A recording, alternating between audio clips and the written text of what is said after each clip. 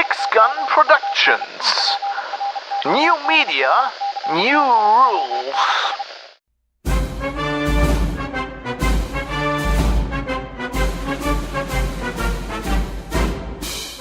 This is Geek News Radio, broadcast 66. For Wednesday, August 1st, 2018. This is fine.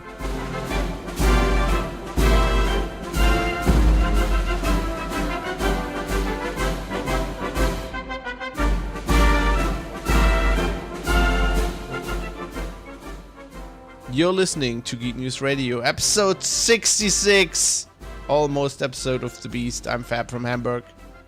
I'm Dave in Birmingham. Just 600 to go till the devil comes. And Yeah, only a 600 to go, and at this rate, oh my god, we'll be like 90.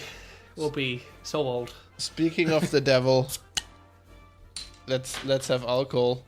I don't know what it's like at your end of the world, but it's like really hot here. It's warm. It's warm. It's like unpleasant. Well, I don't know. So like, we're in like, I feel like we're in the second month of this fucking heat wave, and I'm generally now, I wouldn't say physiologically any better equipped. Are you sitting in a burning room when you're saying it's fine? Well, yeah, basically, I'm saying, like, my body, like, if you looked at me, like, 2 months ago, it would be, like, the same, like, oh, man, he's a sweaty dude right now. But I have just accepted that this is it for the rest of the summer, that, like, I will be unpleasantly warm for a very long time. Which, I think, maybe, like, the heat thing is just, like, a good majority, a psychological thing. See, this is how Australians work. You go over there and after a month you don't care anymore. Yeah, if I went on a holiday, I'd probably fucking hate it. But if you just said, you live in Australia now, you have to deal with the heat, I'd be like, alright, okay, fine. I'll just be warm. Yeah. Because, I like, to be honest now, like, there's people, like, wanting the heat to end and stuff. And I just don't care. Like, I've lost... Like, it would be nice for it to be normal British summer weather where it rains. But equally, like, if this is it for the summer, like, I just don't have to worry about it, like, the weather at all, which is weird for a British person. So I'm like, yeah, just carry on being really... The problem is, like, the increased fire risks of just, like, everything in the wild. Like, all the trees are fucking dying, the grass is dying, the crops are dying. It's really hot. It's just probably too hot. This is fine. You know, I'm actually, it's the same over here. Tomorrow's actually supposed to be the warmest day in the year. I don't know if that's true. Or I think every day this week's supposed to be the warmest day of the year, and culminating on Friday. It's going to be too hot. If my voice sounds rough, this is because the allergies have started. And I actually thought I had got rid of them because I started really late, and I think because it's been so dry, all the crops are dying here as well, and I think all the grasses died as well. Yeah. And now it's actually getting better because I think it's so warm that it's like I had it really bad last week, but now I think it's just killing it off again. I noticed that as well at the start of the good weather. Like, I was fucking just dying with hay fever, and it was horrible. And at this point, like, I don't really need to take the antihistamine drugs, but I have just been bitten by insects, so my legs are just like itchy. I'll just take some. Constantly. So yeah, I'm still taking the allergy stuff. I just took those today, although they make me a bit drowsy, but still, so that I don't sound like really bad on the podcast, basically. But what it doesn't do is like my voice is like this all the time. So like pain. Anyway, enough of that shit. Drinking. I'm drinking a Grevensteiner. What is that? I don't know. It's like a hipster beer from Veltins. Yes, hipster beers. It comes in these little stubby bottles. That's mostly why I bought it. And I thought it tasted really good, but I remembered wrong. It's fine. It's fine. It's not really good, but this is fine. It's excellent. I have Hereford's finest vintage cider from Henry Weston. It is really quite pleasant cider because it is 8.2% by volume. So that is more than this beer. I think it'll get you there. This only has 5.2. Is it 6.2? No, I think 5.2. I've been thinking, you know how I put like a custom description for every host in the show notes, and that's always a lot of work. Yeah. So now when I was doing the last show notes, I thought I should just put what we're drinking in there, the alcohol. That's How has it taken us 65 episodes to think of that? I just thought of that. I also on the meme image for the social media, I released 65 just like yesterday, whatever, and I was so tired that I put 56 on there. I didn't even notice. No, I just looked at. I was like, obviously the number is correct. Fab has got the number correct all the time. Why would I check this? Until Dan Fan on Twitter said, "Oh, do you want my spell checking services?" I'm like, huh? Yeah, I was being correct for 65 episodes or 64, and then I broke the streak. I mean, it's okay. This is fine. That's all right. I'd have made that error far earlier. Yeah, so you might have noticed that we recorded 2 episodes and it took me like a month to put them out.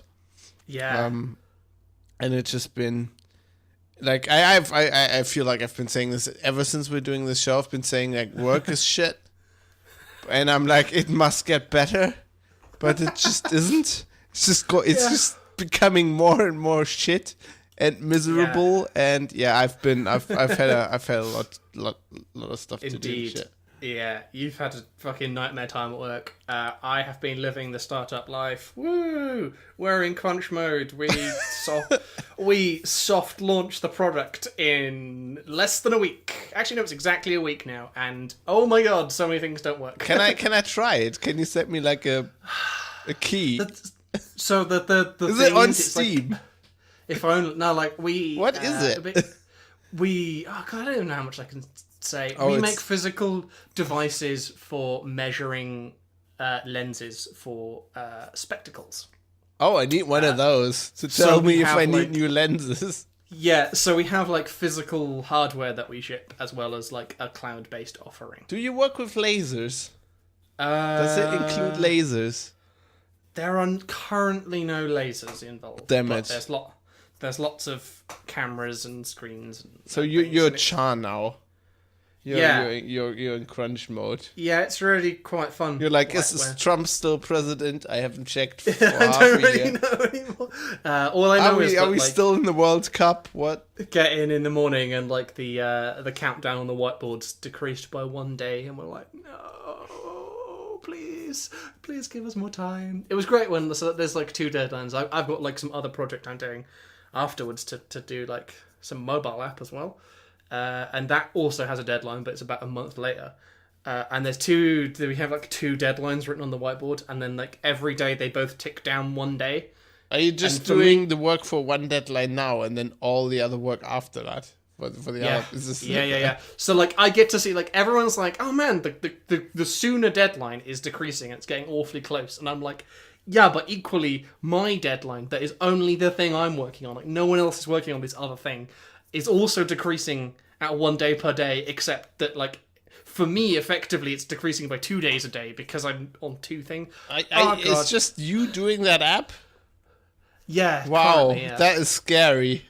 It's terrifying, Fab. It's like, it was good because I turned up and they asked, like, oh, so, how familiar are you with Xamarin? Which, if people don't know, it's the cross-platform mobile app development I would have said, I interviewed Miguel once.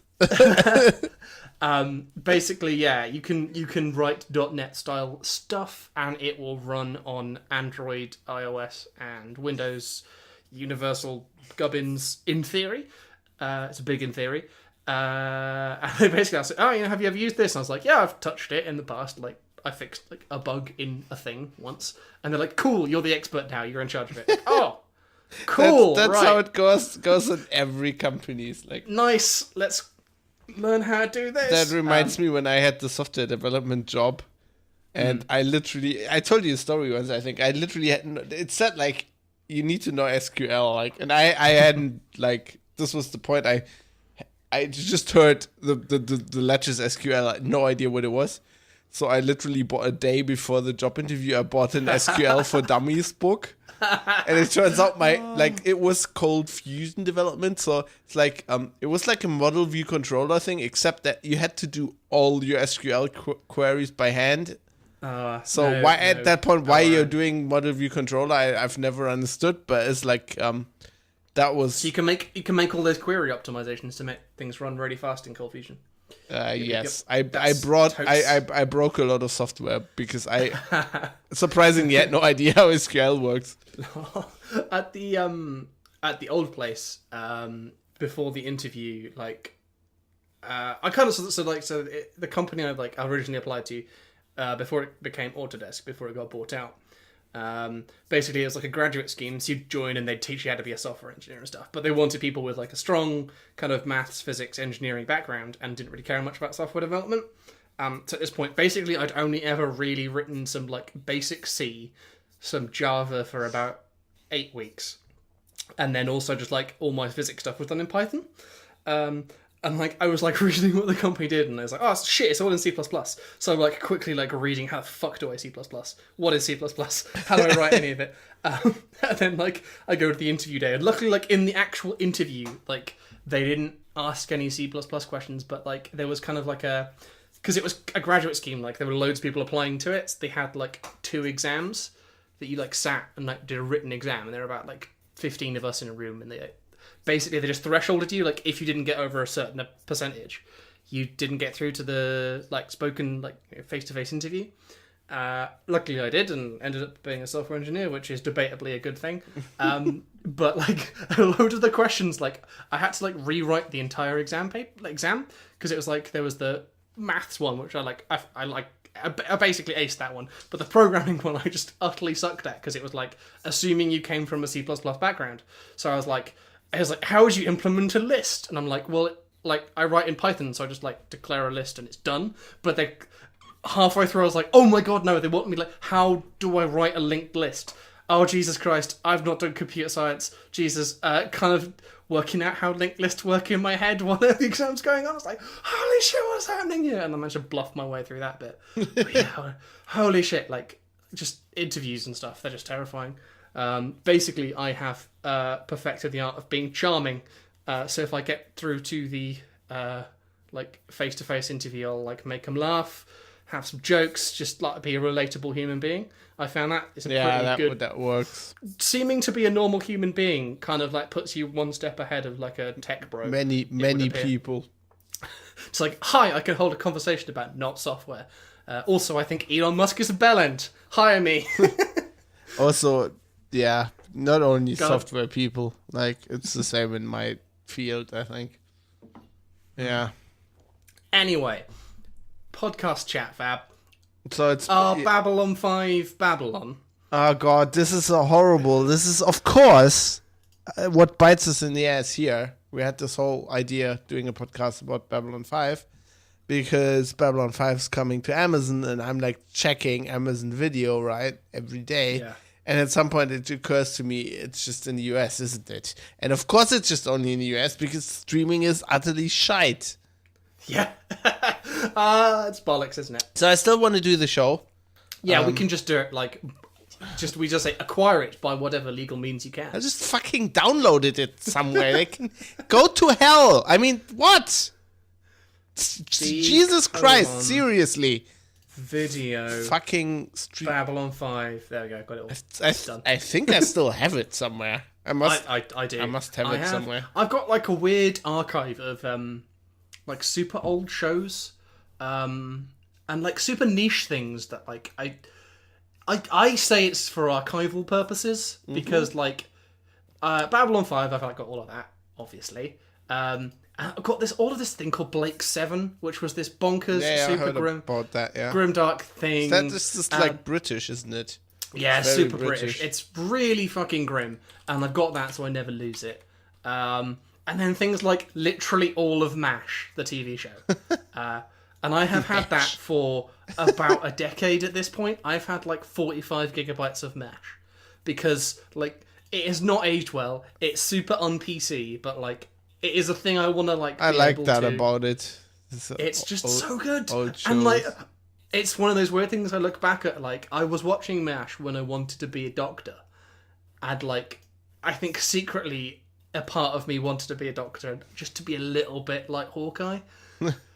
And that's not a good reason to become a doctor, is it? Like, so I feel I dodged a bullet there. But yeah, like the kind of streaming stuff just like is bollocks because So we've been like looking for just stuff to watch, and like it's so terribly bad at letting you like.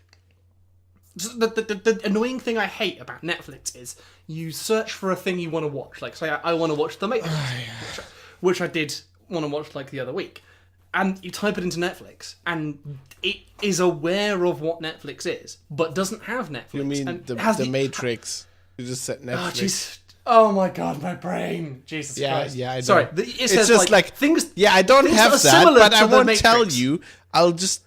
Here's something one actor in the Matrix was in. Here's things that like 25 the years machine ago. learning has said you might also want. And I'm like, no. I would like to watch The Matrix, and it's like you can't have that. So then I like go like, oh fuck, I don't have a copy of that. So I like go to Amazon Video, where I fucking buy it on Amazon Video and feel like I've been gouged because it's so expensive. It's arse fam. Yeah, it told me that. Like, we have Babylon 5, you can buy like an episode for Let's fuck off. 20 euros. And then equally, I don't want the physical media because I just don't want like the faff. I mean, of why the am I space of it. subscribing to your fucking video? I don't. At this point, right? I'm getting too old for this shit. You know, I don't care. I know there are reasons, there are licensing. I don't care. Put all these people on an island, give them all an M16, and one guy wins in the end, and he gets all the licensing rights. Just like battle royale it. Yeah, that's the bollocks thing, because it's gonna be because like, everything back in the day, like, you know, in the glory days of Netflix when everything good was on it, people, the production companies didn't realize how popular it would be, and now they've realized how popular streaming is. You keep saying that is not true. I've clutching their pearls, been like they're trying to launch their own Netflix is subscriptions. I don't think that's true. I think it is. I've been looking at Netflix the other day, and it's just there's stuff that's gone out that I wanted to see, right? That they don't have anymore. But they have lots of other stuff now that I want to see. It's just like it keeps circulating. I don't know. It just feels like there should be just like a thing where it's like every time. But that's not the actual problem here. Like, I don't like that. Every service has everything, and every time someone watches it, some fraction of their subscription goes to the publisher. That's never gonna happen. But the only thing I want, I want, if you as Amazon figures out a deal to buy fucking Babylon 5, then put it on your European service as well. And if you don't have the rights because they dubbed it in German, just put the English version on there. I don't give a fuck. I don't want to see the German version anyway. Fucking dubbing actors can go die in a fire. I speak English. Fuck off. Just give it to me. Why can't they give it to me? What's the problem? But it is Amazon. It's the same company. Fucking licensing rights. It's bollocks. Give me a Sky L. Get me all these licensing people in front of my scope, and then we'll sort this out. This is going to be a happy podcast. Oh, yeah. Something that Fab would really like to watch, but I bet won't come to European Amazon, is this Simon Stålenhag. I don't see it now. Okay, this is the best thing that happened to me this year. You got a fucking tweet with numbers. No, not that. I just got a boner for this guy. So, so let me tell the story. I don't know how to pronounce his name. He's got a Stargate A. Yeah, he does. Stålenhag. I'm gonna say Simon Stålenhag. He is. So, how did I? Okay, so I saw like this tweet, right? Somebody like just retweeted a picture. And I was like, what is that? That looks cool. It was like kind of photorealistic and like, I don't know, a bit like post-apocalyptic, I guess, and whatever. And so I was like, wow, that's really cool. But it had like also like 80s stuff in there. But it was also clearly in the future. And I was like intrigued, right? So it's got the anachronistic vibe of Scythe in that there's like, here's a technology thing, but in a different setting, or like here's a setting with like some weirdly normal thing. Yeah, so it was like a picture like that, and then I Okay, then I figured out that, this is a picture by an artist called Simon Stålenhag. And then I found him on Twitter. And that's his Twitter name as well. And he has, like, his website listed there, right? And then you go to his website. And he's got, like, 1 million pictures on there. And I was like, what is this? Is he just drawing this? What the fuck? And then I figured out, whoa, he's, like, doing books. So he kickstarted, like, some art books. And I looked at that and I was like, wow. And then somebody told me, hey, wait, there's like from the guys who Morphidius Games or whatever, they do RPG. They did the Elite RPG thing. Like they didn't do it, but they like published it. And they have like an RPG based on these books. And then it's like, hey, did you see the soundtrack he made? And then it's like this guy for a Kickstarter did like a soundtrack to his own images. And this guy is like, I don't know. I feel like I should die now. I feel like my life's not worth anything. This guy he's born in 83 like me, and he can draw like this, and he's done everything. It's amazing. So basically, he has I think 3 art books out. The first is called Tales from the Loop. Then there's Things from the Flood. And the Electric State, and he is working on Labyrinth, I think, which is like that's his 4th one. So I went on Amazon and bought his first book, and it came, and I looked through it. And it's fucking amazing. It's big, it's beautiful. It has like his pictures, and then stories he came up with. So basically, this guy he grew up. So I didn't know this. So have you ever been to Stockholm? Not yet. So I haven't been to Stockholm, but I known where it like was on the map, right? But the thing I wasn't aware of is that like west of Stockholm is I'm gonna pronounce all these names wrong. So if you're from Sweden or Scandinavia somewhere, I'm just sorry. I can't deal with your names, not yet. So there's this huge lake. It actually looks like I don't know. I never really realized it was a lake. It looks like a bay. It's like when you look where Stockholm is, west of it, it's like this huge lake called Mälaren. And there's these islands.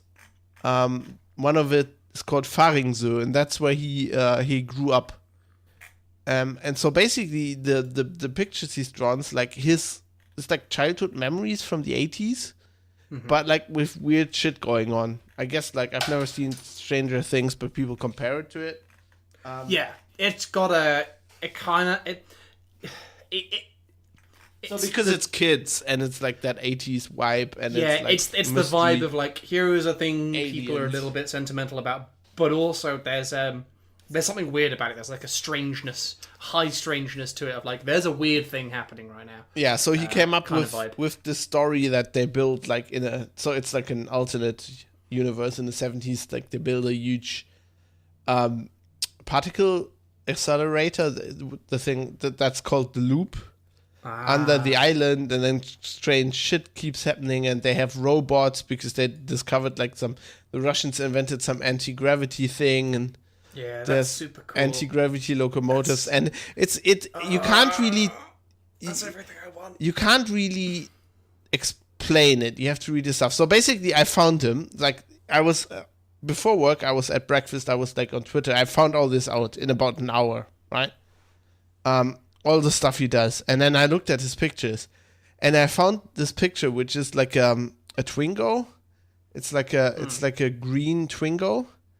And there's like some weird alien caterpillar things surrounding it, like centipede and thingy. This is just like so much that connected to me on so many levels, because I used to have a Twingo just like that, like a black one, but that's so I tweeted it.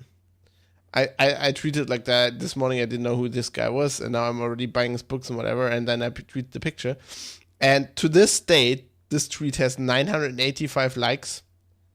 And 118 retweets. This is my best tweet ever.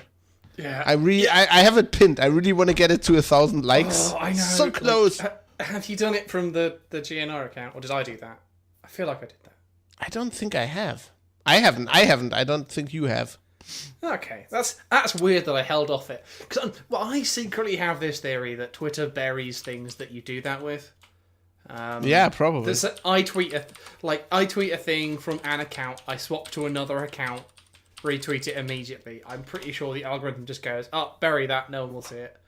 Like, I feel I get better hashtag engagement from it. Well, Geek News Radio hasn't retweeted it. Shall I just do that? Just do it. Fuck it. Do it. Okay, Do it right now. Maybe we get closer. it. Andy I the need it favourite. to 1K. I need 1K likes. 1K likes. I just need to... Get the numbers. Arbitrary numbers. Yeah, I need to figure out how to do that now. On TweetDeck, whatever. I'll figure it out. Yeah. I'll do it. Well, I can't find the tweet because I'm lazy. But Well, yeah, it's so pinned cool. to my account. Oh shit, that's easy. Right, I'll do it. Okay. But they're gonna make like a TV series. Out. So yes, so while this all was happening, like last week or whatever, he announced that Amazon has bought the rights and they are making his first book into a TV series, which sounds amazing. And also, they're not gonna do it in Sweden. It's like they're gonna, it's gonna be set in the US. Oh damn. And I think it's actually quite good because I think if Amazon would have done it like in Sweden, they would have fucked it up. I think they're very specific memories, and he's gonna do like they're gonna do basically that version in the US. And if I guess, but like. Eve Manchester has retweeted it too. I know, right? It's almost like I have access to those. 3 more accounts. likes, yes. But I kind of want it to be given to the people who made Dark because it is very similar. But they're German, aren't they? I don't think they can but nail they Swedish. I've got far more faith in them doing it than say the Stranger Things people. I don't think just it's gonna because- be the Stranger Things people. I But don't like know. that kind of. I don't know. He said he knows the guy who's gonna direct it, and he says he's a good guy. He's gonna have like a good hand in like. And also, if you look at his, like, if you go to his website, right, and if you scroll down a bit to like the pictures from the Electric State, that's actually set in the US. So you'll see like pictures of the desert and like American cars and stuff like that, and that looks great. It's just a great there's a great picture of like a state trooper or whatever, like in a cowboy hat, looking at on a parking lot, looking at shit. Yeah, He is the kind of the vibe I get from the artwork. It's always a more muted kind of like. God, it's hard to describe, but like if you've seen Stranger Things and Dark, it's on the dark end of the spectrum. In that Dark is kind of this creepy, like slow-moving, ominous kind of thing, whereas the kind of Stranger Things thing, which is like going to be my kind of touchstone for where I feel the Amazon thing will take it, because they'll want to be like the successful thing. That's kind of a far more flamboyantly loud, shouty kind of I don't thing. think they're gonna do that with this. And also, like, Stranger Things and Dark are both Netflix productions, so we'll see what Amazon does with this. I mean, I don't think this suits Loud very well. It's all very quiet and just, as you said, like creepy. But I just want to talk about this art a bit more because it's so great. Like it's really, really photorealistic.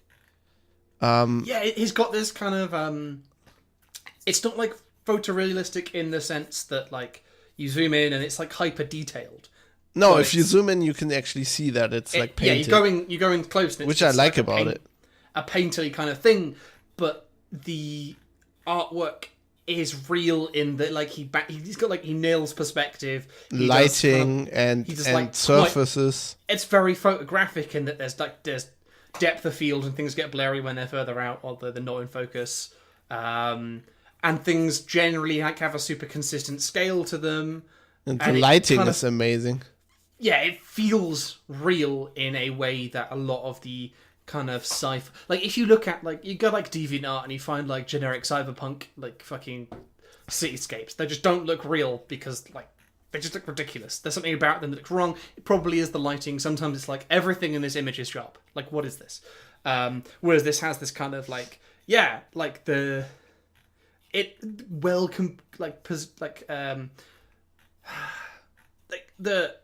it's kind of shot well. Like the frames are good. Like this. Okay, it's like this literally is it. Like so. Copy of interest. I'll just paste this one in because this is my favorite one. In that it is like a photo. Like literally, it is. Oh, that's the one with the rain. Yeah, that's great. It's like someone's taking a photo from the inside of a car and the autofocus has like focused in on the raindrops on the window rather than the creepy robots that are like on the road. This makes a great wallpaper. I put like his pictures everywhere, like on my phone, on my tablet, on all my computers. Have Stålenhag wallpaper. The high resolution ones on his website. They're really high resolution if you click on them. Like if you click on it, you go through to the big version and they're really big. So basically, he started out. He just put his stuff on the internet. So that's how he started. He just painted stuff and put it on the internet, and that's how he got like the book deal and the Kickstarter and whatever. And I can't wait for him to do another Kickstarter. I'm basically my birthday's coming up. And I'm already told Katie, like, I want to print. Like, he has, you can buy his stuff, like, on Redbubble. He's got a link on his website. And I'll put a link in the show notes. I'm going to show you the one I probably want, which is great. It's very film noir. I just need to find it now. Do you know Nighthawks by Hopper? It's like a diner at night with like it's very famous picture. It's like just Google Nighthawks. You'll know it immediately. It's like an American diner in the 60s. And this image, which I'm trying to find, has a. If people don't know Nighthawks, it is the one where there's a corner shop like milk bar kind of thing, and it's at nighttime and the pavements are empty and there's like 3 people at the bar, and there's like one person serving, and there's like a man and a woman, and it's like wearing a fedora type hat, and it frequently gets like turned into things. Oh yeah, so people are like doing their own versions of it, right? Yeah, so there's like a Star Trek version, and there's like the Star Wars versions. People always like there's a Lego version. It's one of those things that like people ape all the time because they just fucking have no class.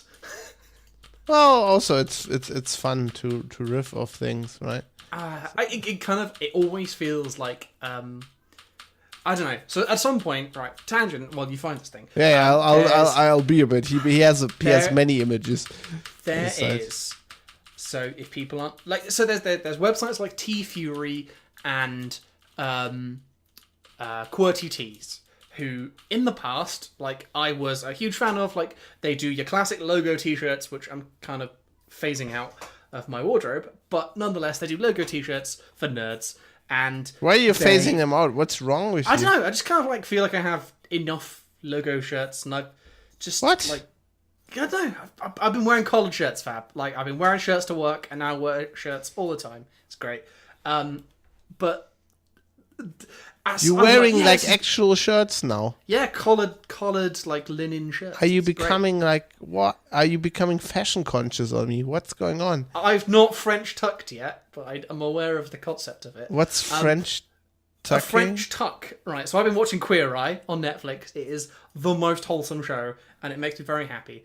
But it's essentially the schoolboy tuck, I would have called it, in that rather than tucking your collared shirt into your jeans or like trousers or whatever, all the way around, you just tuck in the front bits. What? I'm not a fashion. So like the front dangly bits, you just do that at the front, and then the like sides and back are untucked. It's called the French tuck, and it is apparently a thing that makes you look good. I don't do that because I just don't tuck them. But anyway, QWERTY Tees, logo shirts, they make them, and like I love them because there's like, oh man, here's like Batman doing a thing, or like here's my Fallout shirt, or like it would eventually they'd be like the brewery ones, or like Thor's amazing brew, rah.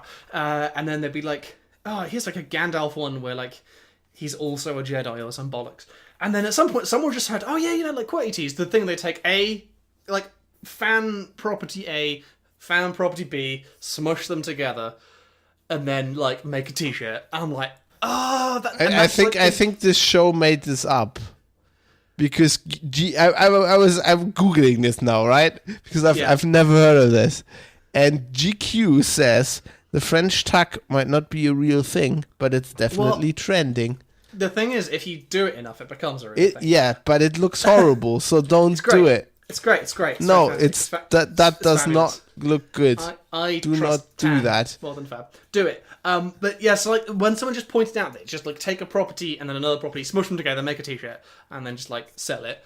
I just, even though I knew that that's what they did, like the kind of wool got taken over my eyes. Like, man, these shirts, like I just don't like them now. I don't know why. Why do I not like these things? And like the same thing with this artwork, who I thought is like the kind of, I don't want to say talentless because there's obviously a talent to doing these, but like it for some reason makes me feel a little bit like, they've taken famous art and popular fan thing and they've smushed them together and they've got internet likes. It amazes me that I have to say this.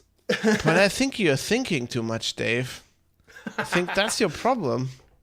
But then I think about that as well. And then I think about, like, me saying that is incredibly elitist. And if someone were doing that, I would be calling them a bellend. So I'm like, I don't know which level of me calling myself a bellend I stop Shame at. on you, Dave. It's horrible. I know. What are you it's doing? Fine. I think what I have to settle with is that people will do these, like, take A and B, smush them together, make a thing, get loads of likes. Accept that exists, but that it's not my thing, and just carry on with my non-logo T life. Okay, I found with my French tuck. Oh God, that's just don't do that. I'm gonna French tuck tomorrow just to annoy you. Well, that's okay. If I'm in the vicinity, I'm gonna slap you. Just untuck me, like yeah, just do a wedgie. So I think that's the print I want. I love that picture with the old Saab and the flying ships in the background, and just the lighting's perfect. If you look at that, you probably know what I mean by I mentioned Nighthawks. It has the same kind of lighting to it.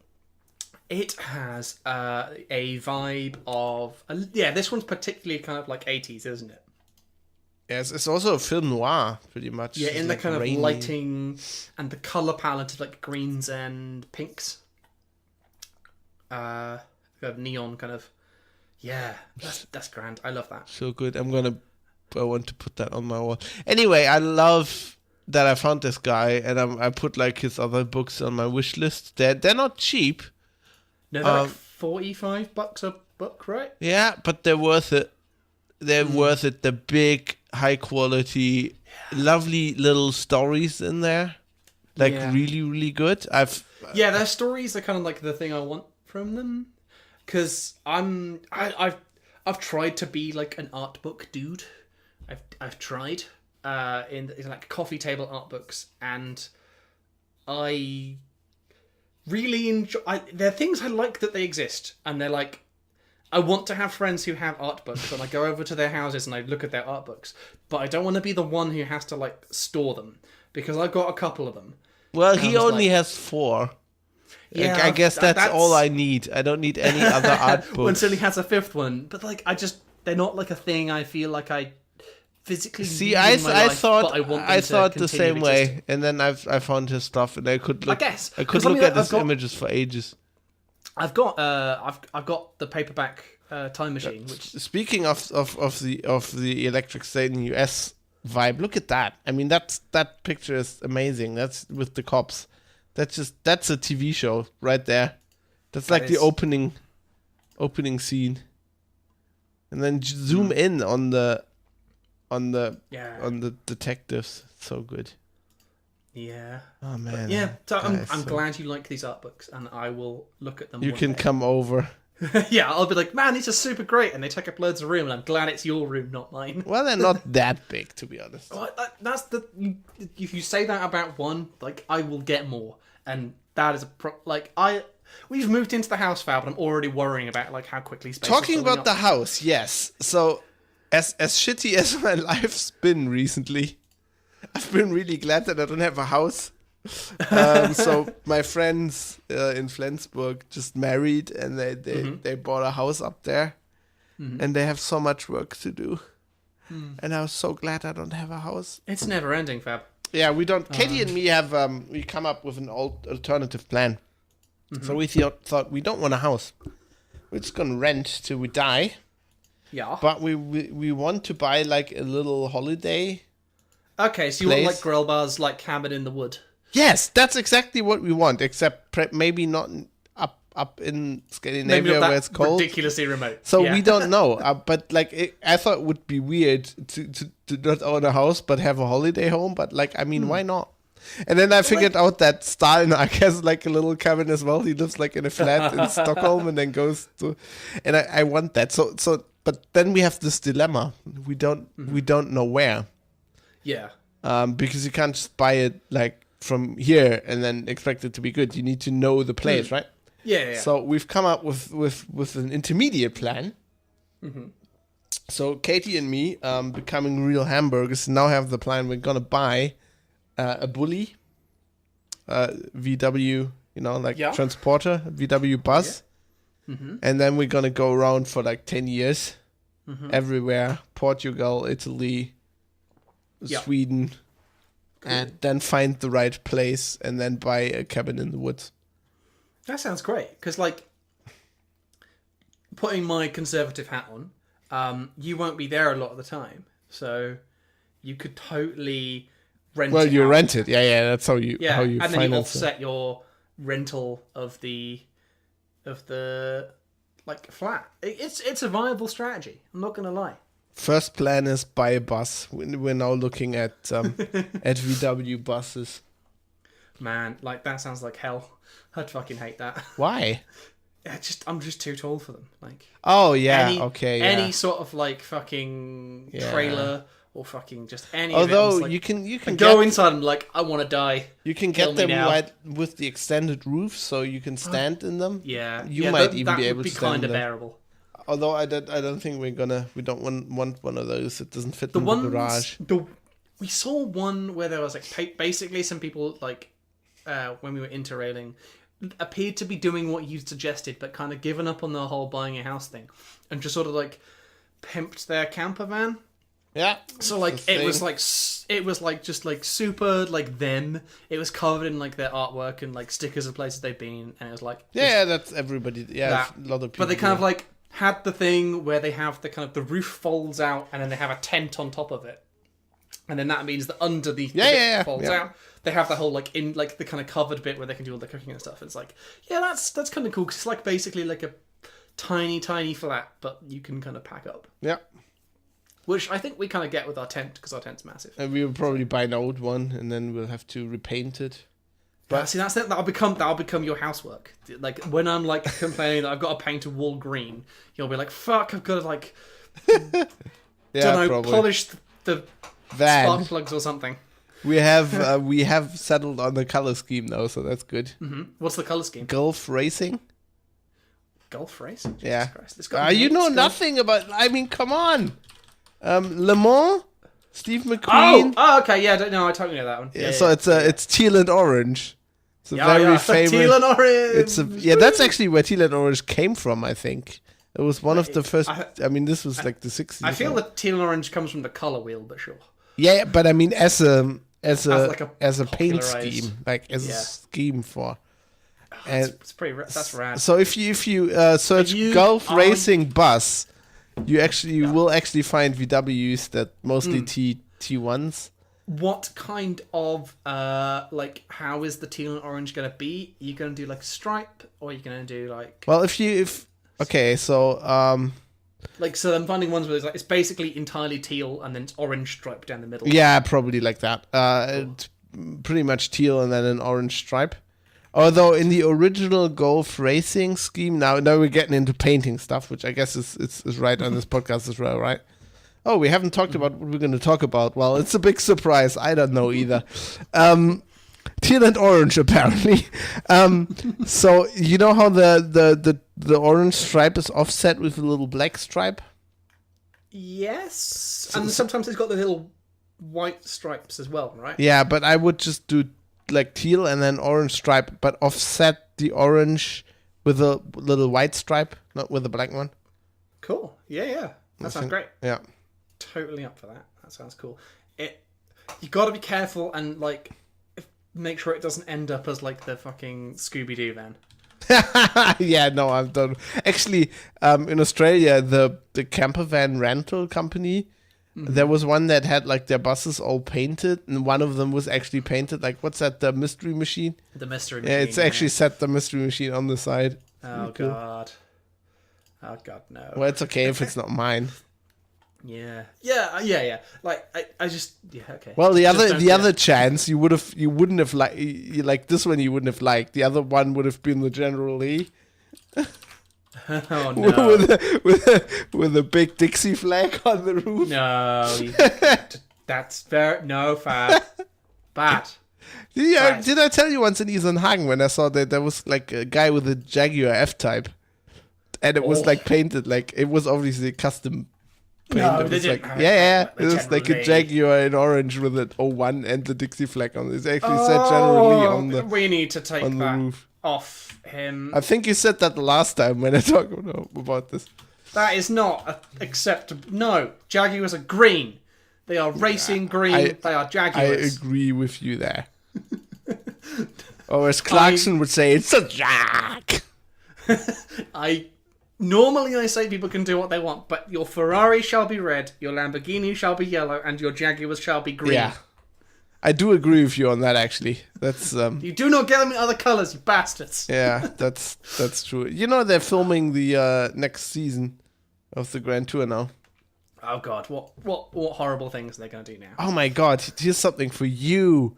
Oh my no. god, I found They're going to a coffee shop and they're going to set fire to an avocado. this is the 2018 DK General Lee 22-inch 2018. push bike. Wait, I put the link Oh, here. Here you go. oh. From dkbicycles.com. Oh Christ, this sounds terrible. It doesn't have a Dixie. Oh no, it has a little like it has the Wow. That is certainly a bicycle. Jesus Christ. That's weird, right? Jesus. it needs the honk as well. Okay, right. S word. I'm going to find the bike that is the best one. Oh god. It vamp for me because I'm confused. Is it your bike? No, the best bike. The best bike. A Moto Guzzi V7 is the best bike. It's proven to be the best bike by the Office of Motorbike Inspectors Fab.com. I found this fucking link ages ago. Is it a bike you have? Is it a bike you No, want? so basically, I cannot find the link, but with some probably non-drunk Googling, you can find it. People took a road bike, they took the CAD model for it, and they put it in a virtual wind tunnel. And they simulated the bike in the wind tunnel. So they gave you that lovely kind of like rainbow colour of like where the high pressure is, where the low pressure is. They took that, they then painted that on the bike, so you had a rainbow bike. But that looks kind of pants. So what they did is then they took like the kind of flow pattern of like where the air would flow over the bike.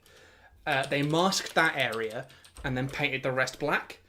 So you have this like black bike with these like rainbow stripes going from like high pressure to low pressure, and it is just like, it's beautiful, Fab. I want it, even though it's like, entirely custom and pointlessly expensive and would get stolen immediately. I can't find it either.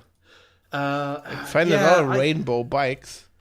Fine, I sent it to someone on WhatsApp, so I'm just gonna like Just do some WhatsApp research. Oh Christ! That wind tunnel. What would you call that? Wind tunnel. Bingo. Okay. Flow is air. Right. No. I found a Gulf Racing bike. 20, 60.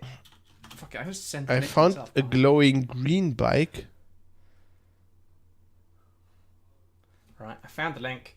I found I'm sending it to something. myself by email because this is the 21st century. Of course. That's how we do things in the future. You just do it with email. Yeah, God, it's the only thing that actually fucking works. Yeah, it's beautiful. So that it's kind of like gorgeous in every way. Flow Shiv. Huh. Yeah, so... Yeah, that doesn't look bad, actually. That's not bad, is it? It's not bad. Is that like hand-painted? Fuck. Yes, it's like hand airbrushed, I think, for the Holy shit. stuff. It is super custom. It's grand. I love it. Huh.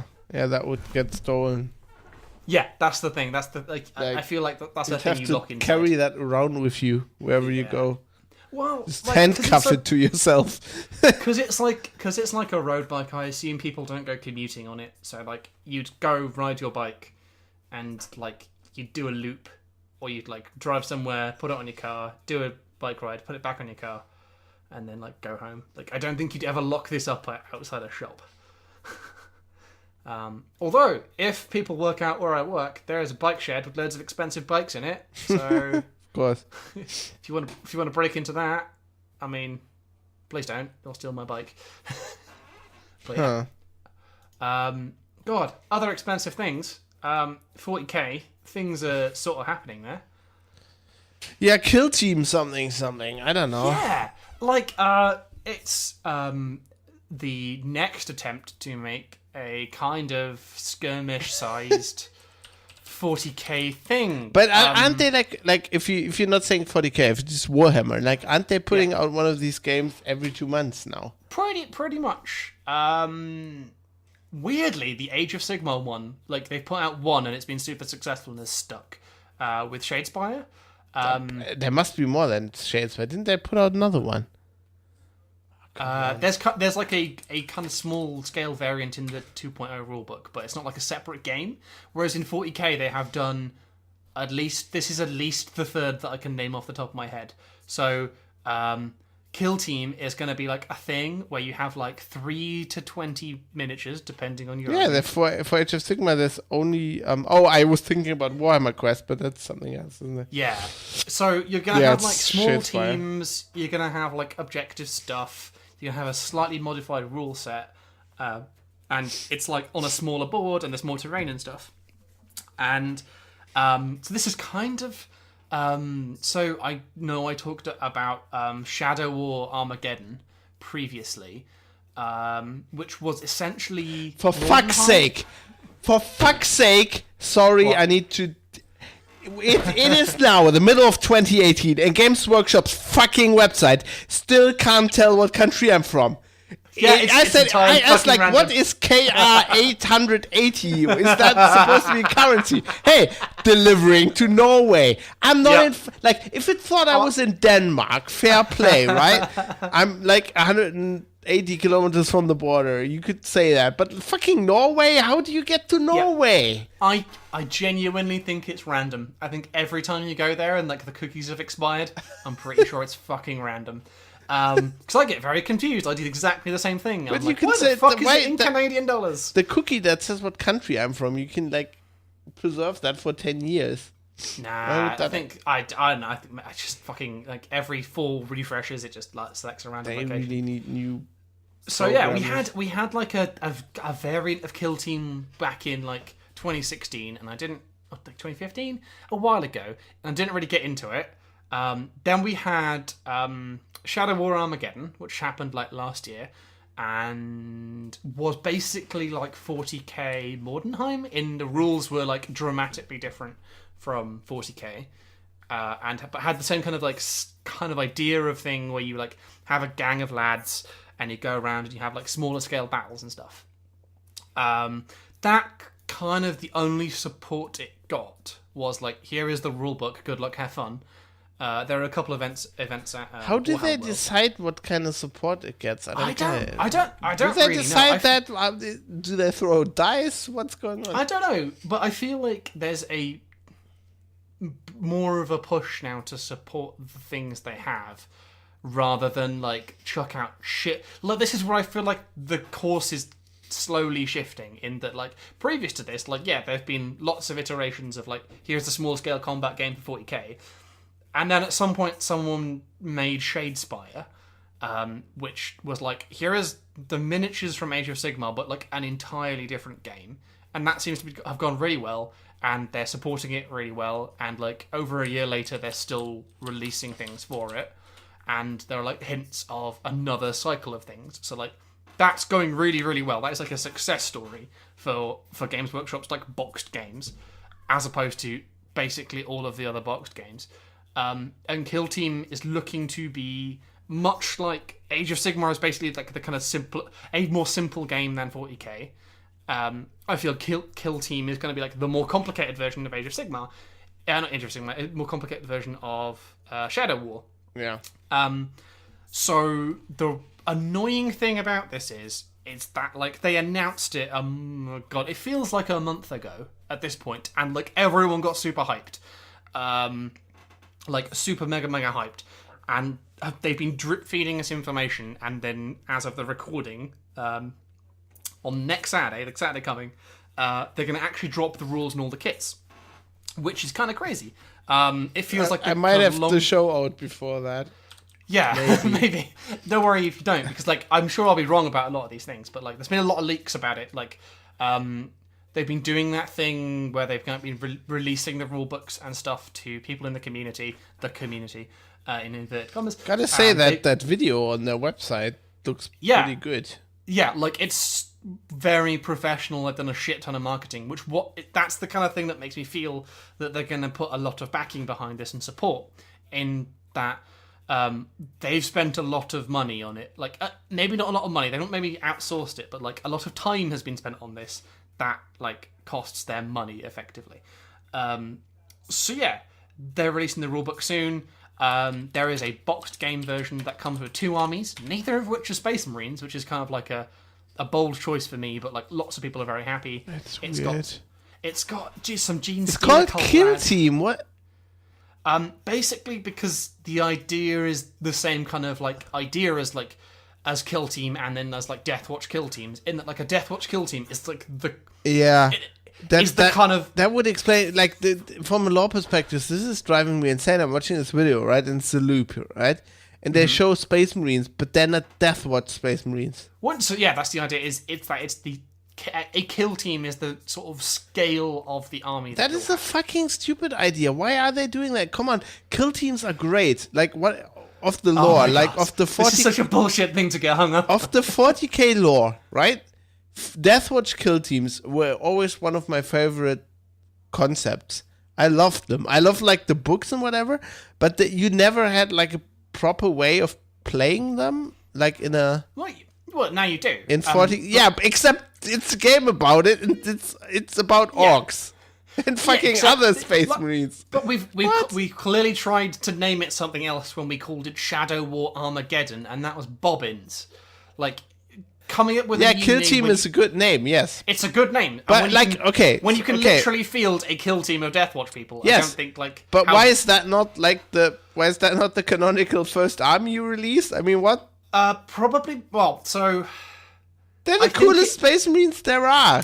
I think because they're Space Marines is essentially the argument, because people who play 40k, some weird people are very bored of Space Marines. I can't possibly understand. Yeah, what's wrong with them? And they're the most interesting Space Marines. Like, if you're bored of Space Marines, those are the least boring Space Marines.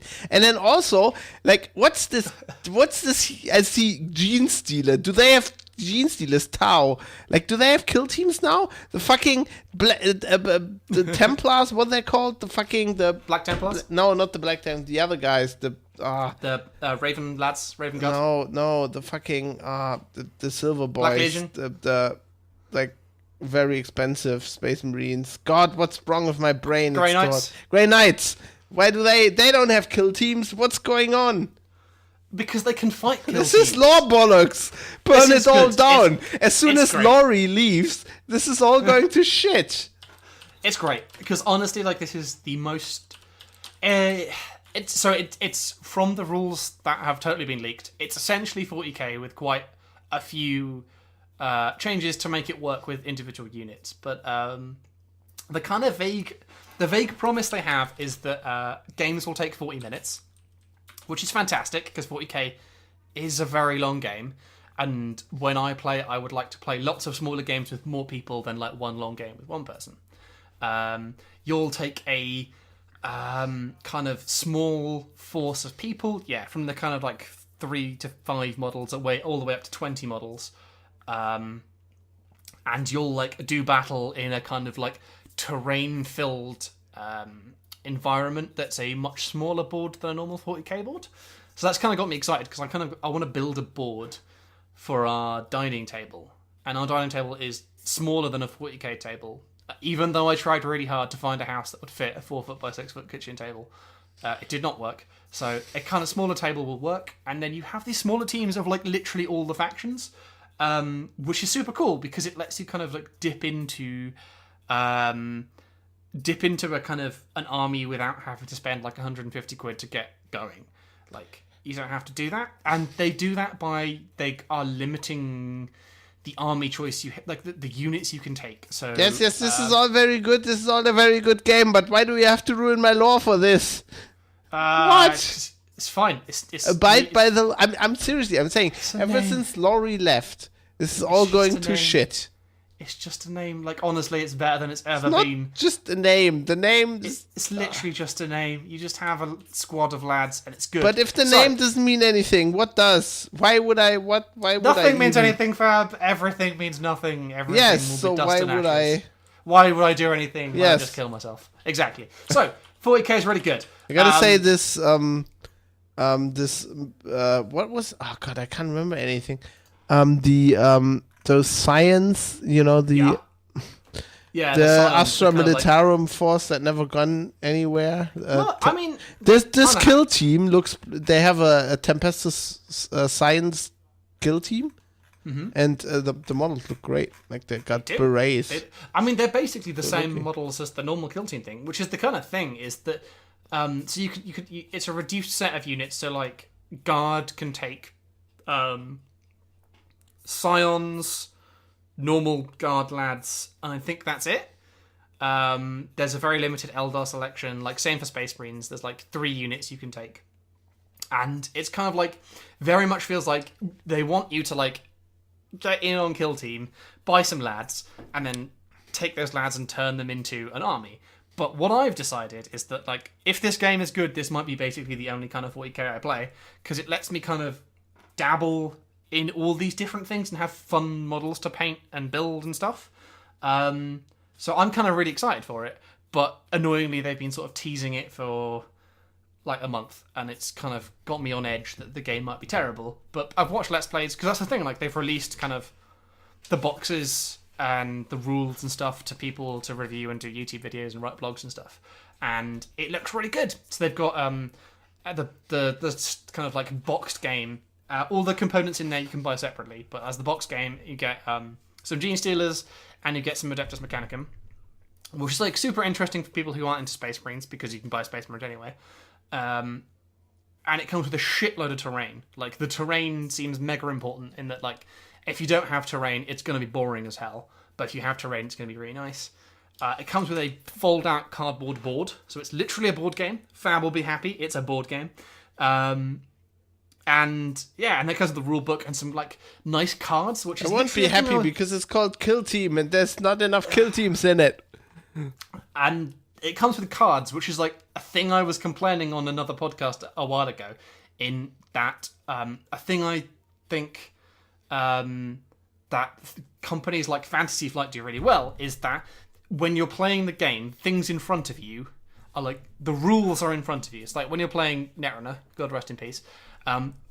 Once you've learnt the framework of Netrunner, all the other rules are on cards in front of you in the game. You don't have to refer back to the rule book to be like, what the fuck does that mean?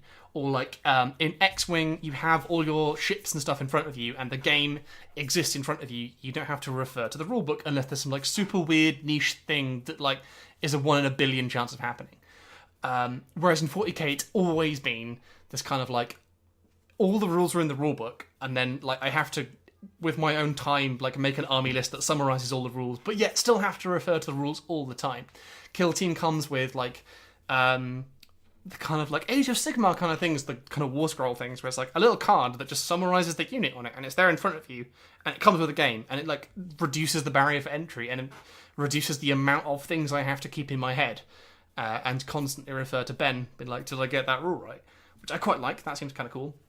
So I've kind of gone very much down the rabbit hole in terms of kill teams, because like I didn't buy any more Space Marines because I realised I could very easily put together a Blood Angels force and an Ultramarines force, like with no effort. And How about an actual kill team? And a Grey Knights force, I could do that From easily. the Death Watch! I would maybe do that in the future, but like in the meantime, I have 4 projects on the go. I have an Eldar force. I'm going for a Samhain. It's not Tharwin, because it's spelt wrong, but the kind of jet bike lads, but I want them to be great. red. They don't get to have jet bikes yet. Maybe they will in the future, because the idea is that they're maybe going to release, as like a continued support, like release new rules for like more specialized kind of forces. But with that, I've got like, I picked up the tiny little 4-box of Guardians, the bog standard troops, and I picked up some Dire Avengers, and they're assembled and built and like a 90% painted, which is super cool. I picked up some Tau as well, because that kind of like scratches my Gundam itch for like a bit of an anime inspired like shooty pew pew kind of thing. So I've got some, what do I even have? I've got some Pathfinders and some Fire Warriors to assemble. Once I've got the rules, I'm going to have a look at like the other units, because like I vaguely know who Eldar are and what they do, but like I don't really know much about other armies. So once I've got the rules, I'll work out like if I want to get stealth suits or something like that. There's like this whole other thing called like Breaching Squad or something that I've never even heard of. I didn't know that was a model kit you could buy, but they look really cool. So I'd like to get those at some point. So I'm going to do a Tau force, and I've got the old Tyrannid box I picked up about a year ago, actually probably over a year ago at this point, and I built 1 lad from it. And I'm going to try to do a kind of Tyrannid warrior themed army there, because that'll be like building 4 models because they're super elite. And then like the kind of first idea I had, because like in the Warhammer WhatsApp group I have, we were sort of talking about all the kind of like cool niche kind of like historically themed Imperial Guard armies we could do. So friend of the show Jack has always kind of like seems to want to do this thing where he basically takes the sort of like Sharp, the novels and TV series and stuff. He wants to make that, but in 40k. With Sharp's rifles. Yeah, basically. Amazing. Like he wants to make those. Great idea. He's been working on that, and he's kind of been like working out what kits to get. Which like I was thinking about, and I was like, man, I'm not sure what I'd do. I've always had this idea that I'd take Catachan dudes and I'd paint them like Sabaton, so I'd give them urban camo pants, and like the leader would have like the Joachim fucking vest on and stuff like that. I'd make tiny little sunglasses for them. I was thinking that's kind of weirdly kind of like law breaking. Like I'm kind of not okay with that, because like yeah sure, like other people can be inspired by the military, but it seems kind of ridiculous that like in the 41st millennium there'd be like an entire regiment. Well, that's like, law breaking to you now. That's law breaking. Yeah, but the fucking like, kill team without any kill teams, that's the thing okay. is, like, I might well do it anyway. That's the thing. I think that's less law breaking. When I was on the that's Sabaton what binge, people did back then to inspire to make Imperial Guard regiments. I mean, that's how it works. So when I was on this idea of Sabaton, I put on Carolus Rex, and I was like, oh, Caroleans! Holy shit! So this is my bonkers idea they are called the 14th Allotment Carolean Fusiliers, because apparently Caroleans were organised into allotments. And man on the internet, Stephen Harper, told me that they should be called, oh Christ, and someone will correct me on this, the Vasterbottens, which basically means the Southwesterns, I think.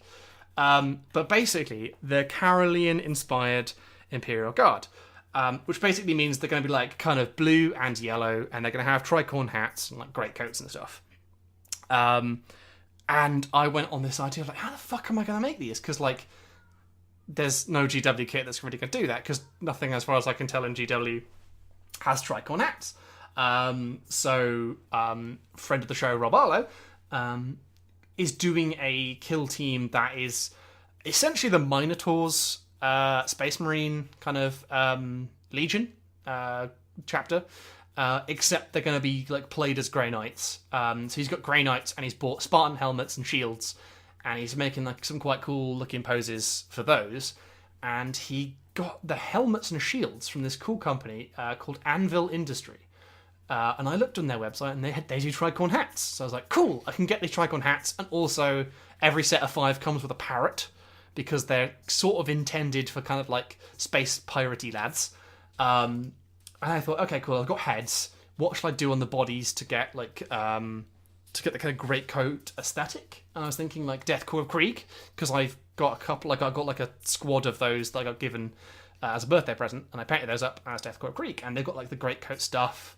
But I was kind of worried because they're kind of expensive to get, because they're Forge World, and they're kind of more fine scale in that they have sort of more human proportions. Because like if you look at even an Acadian dude, he's a very chunky lad. And I was afraid that if I took the kind of the tricorn head, which is very much a heroic scale, like would look good on a Space Marine, and I put that on a Deathcore Krieg guy, it would look stupid as fuck. So I was kind of thinking about maybe doing that. And I just kind of like was tabbing around the Anvil Industry website, and oh my god, this company is amazing. They're based in the UK, and they make resin models, and they are very clearly selling you some things that probably would do like very good jobs of being Imperial Guards. They make this game called Afterlife the Game. They do some Space Marine lads, they do some other gubbins, but the thing that I was looking at is called Regiment's Infantry, which is heroic scale, 28mm, but like weirdly proportioned. Infantry from like various points in kind of either inspired by history or like weirdly sci-fi or kind of very much modern PMC kind of stuff. So if you wanted to like literally make like Blackwater, you could buy the stuff and make Blackwater. But what you can do is you can do this thing called the regiment where squad builder is basically what it is, and you pick how many lads you want to make. And I picked 10, which might have been the wrong number. I might have to get another 10. But you basically go through and you can. They're called Academy now, by the way. Academy? Blackwater. Oh, are they? Mm-hmm. Damn. That is dated references. So you can run through the kind of what you want things to look like. So run through the helmets. So you've got like kind of like weird like PMC stuff. You've got kind of like more super sci-fi things. They've got kind of like sci-fi medieval SAS gas masks, like World War II kind of helmets, like gladiator helmets, and then right at the bottom, boom, tricorn hats, Bobby Dazzler. And then you can kind of like pick the other bits. So like I picked greatcoat like torso, a mix of open and closed, and you can pick like greatcoat legs, and then arms. You just like pick the bog standard like fatigue ones because they fit for everything that's not like power armored or jungle fighters basically. And then you can like select weapons and stuff. So basically you can kind of like pick your entire like random themed like Imperial Guard stuff and hit buy, and it's awesome. And the company's super nice, so I stuck a little note on it because there are these cool legs that are like you can get greatcoats, but you can also get like bionic legs with greatcoats. So like they're normal. They're basically the same as the normal legs, except like they've got like robotic arms. Robotic legs. You can also get robotic arms. And I didn't want to get like a separate set of 5 because I thought like half and half like bionic and not bionic legs would look a bit like over the top, and kind of like wouldn't be like a cool. Like I wanted it to be like a cool little side thing rather than like a the main thing of the army is that like they're like half mechanized. So I just like put a little note in the order saying like, oh, if you could chuck like 2 bionic legs in instead of like normal legs, that'd be awesome. And they did, which was pretty rad. They shipped it out in like a day, which was great.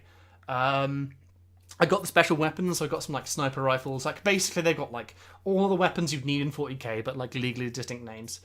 And the only issue I had is like they were missing a bit from the flamer I ordered, but I emailed them today and they're already going to like ship one out tomorrow morning with a replacement little gubbin that I needed to make it look good.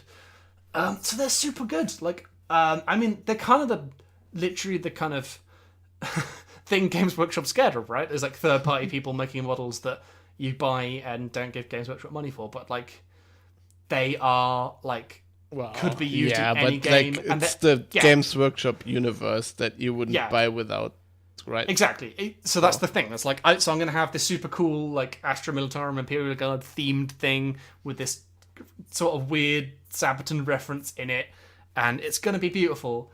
And it's super exciting that just like, because like I've kind of like been not down on 40k, but just but because I've like been super busy, I've not been able to make the kind of like weekend events where we go play 40k. And when we go do those, we only get a couple of games in. So if Kill Team can kind of shake this up, and like we can get a lot more games in a day and like have far more variety, it seems super cool. And because like the squads are smaller, I feel like I can probably like put more love into them. So already like the Carolean lads, like I just like broke and I bought some like extra resin bits for the bases so that like they've got like this cool terrain to stand on, which is really nice. I like that, and it's just really quite pleasant to kind of like come up with all these cool themed armies that you kind of sit around and think, man, wouldn't it be cool if there was like X themed thing to do a 40k army, and then you think, oh man, but I have to make 1700 points of it, and that's going to cost loads of money and I'll never finish it. Where if it's like, oh, there's this cool army and like it's at most 20 men, it suddenly becomes a far more manageable idea to build, because like at this point I probably have enough Eldar to kind of max out a list already. So it's kind of just nice. It's just like a super pleasant thing. And like Anvil Industry seems to be like a pretty rad place if you want to make Imperial Guard stuff. Another thing I'd like to say about them though is like we're not sponsored by them. Like I had to pay for these. Is that like they're sponsored by anybody except Bytemark. Yeah, brought to you by Bytemark Hosting.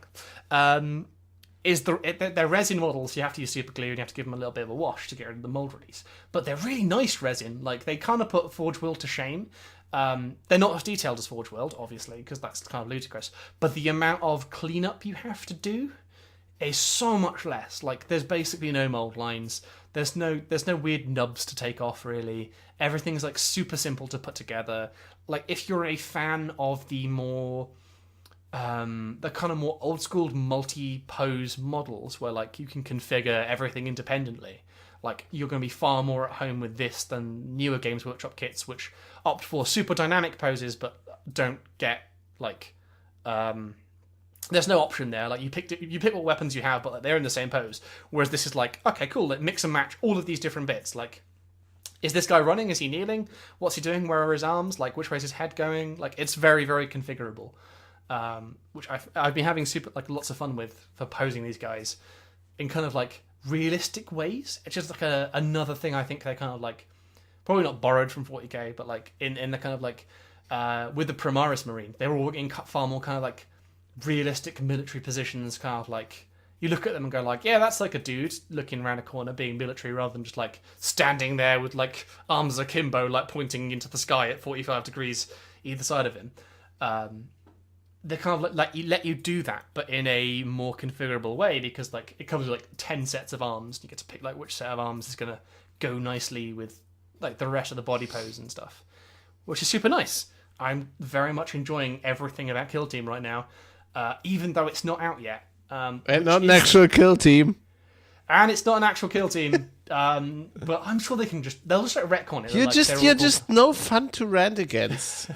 We need Mike back on. It's easier to rant with him. About shit like this. It's super fun. I'm very excited about it. And like one other thing 40k related before we talk about other shit. Ages ago, I talked about the Everlasting Wet Palette. Like there was a Kickstarter for a wet palette for the painting, yeah. And I finally got mine. I didn't buy into it at that point. I didn't. So there was a little bit of annoyance in that. I just had too much going on at that point. Well, yeah. So it's already in retailers. There was quite a few people on Facebook complaining that. Oh, that's shit! When you Kickstarter back it in, and it got retail, It basically just depended on where you were in the world, like at what point you got it. But I got mine in the post like pretty much bang on time, and it's really really nice. Like I feel I have stress tested it quite a lot by painting in this hot weather, and I can come back 24 hours later and the paint's still wet and it's really good. It's neat. It feels a lot nicer, and it's this sort of small sleek thing, and it looks cool, and it reminds me of my bento box. It's just like very nice. It reminds me. Honestly, like if you've got the cash to spend, like just fucking do it. It's really good. Like, because it comes with like the correct paper, so it avoids the thing where you buy the wrong bloody paper because you're an idiot. It's just really... What's the wrong paper?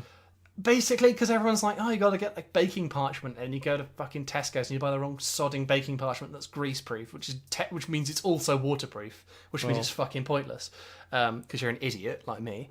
So you just like buy the thing, everything's pre-cut to the right sizes. It just like makes it literally as easy as it can possibly be to do it.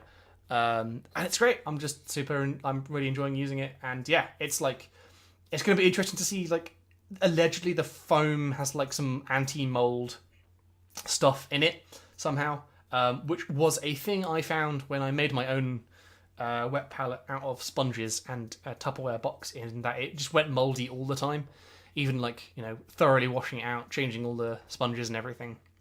It just got, because it was like perfectly sealed with like Tupperware, like it just went moldy so fucking fast, with kind of horrible black stuff that looked a bit grim.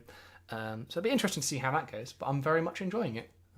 People should buy that if they can, like, find it and also are interested in it. It's good. That's my review. Sounds good. Oh.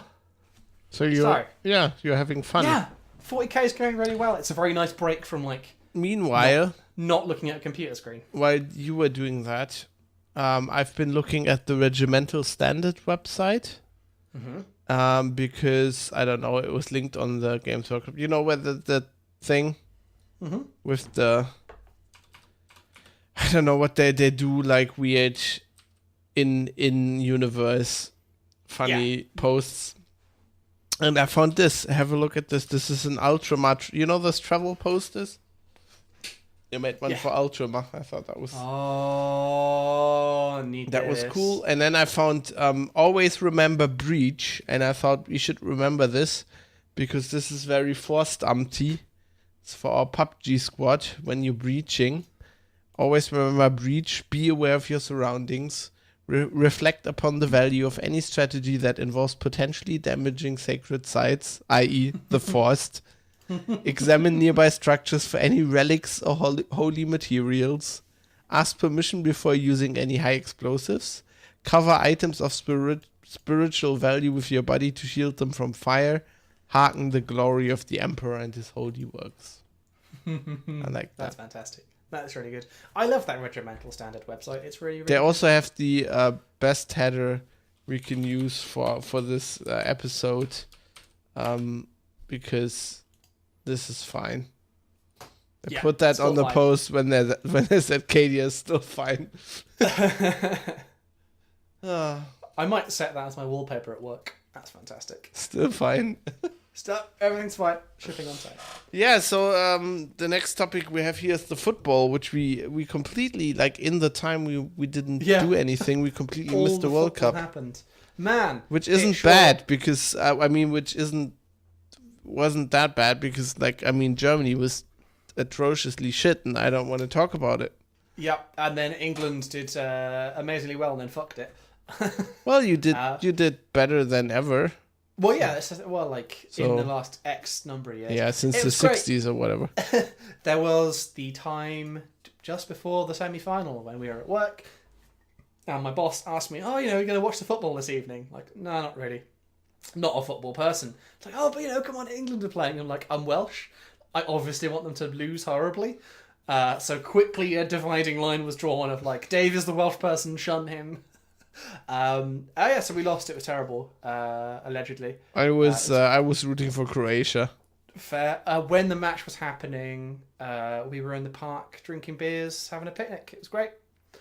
Of course, now was- France it won was- it, and now we have to Yeah. listen to them for years again. Oh, we're so good at football. It'll be fine. Like I'm very glad the football ended when it did, because it makes my life slightly more difficult during World Cups. Because when it's not the World Cup, if you see a St George's flag flying, you know it's gammon, and you know they're racist. It's a very easy. What's gammon? Is that Gammon, a so kind of salmon? Gammon is like thick cut bacon. It's a kind of like preserved kind of like salty. Yeah, I pork know kind that of thing. word. So Yeah. why is the flag signify bacon? Gammon is thing on like in the UK kind of social media stuff. In that, like when like a 60-year-old man tweets about how Brexit's gonna be great because it's gonna get rid of loads of foreigners, they're a gammon because they look like they've got like the kind of like red face in their avatar of like an angry man. He's an angry old man and he's angry that the world is changing and that we're leaving the EU or something. Like it's the colour of the kind of like angry kind of sunburnt man that gammon is sort of saying that like Okay. so basically, if you see a St George's flag flying outside of a pub in the UK outside of football time, you don't go there because it's going to be full of horrible people who don't like foreigners.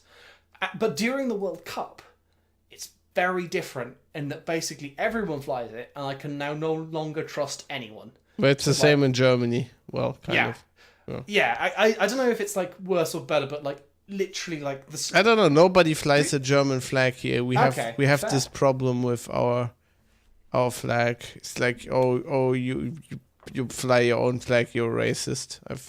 It's weird. Because like in the UK, because we have the Union flag that like would be the kind of normal flag to fly.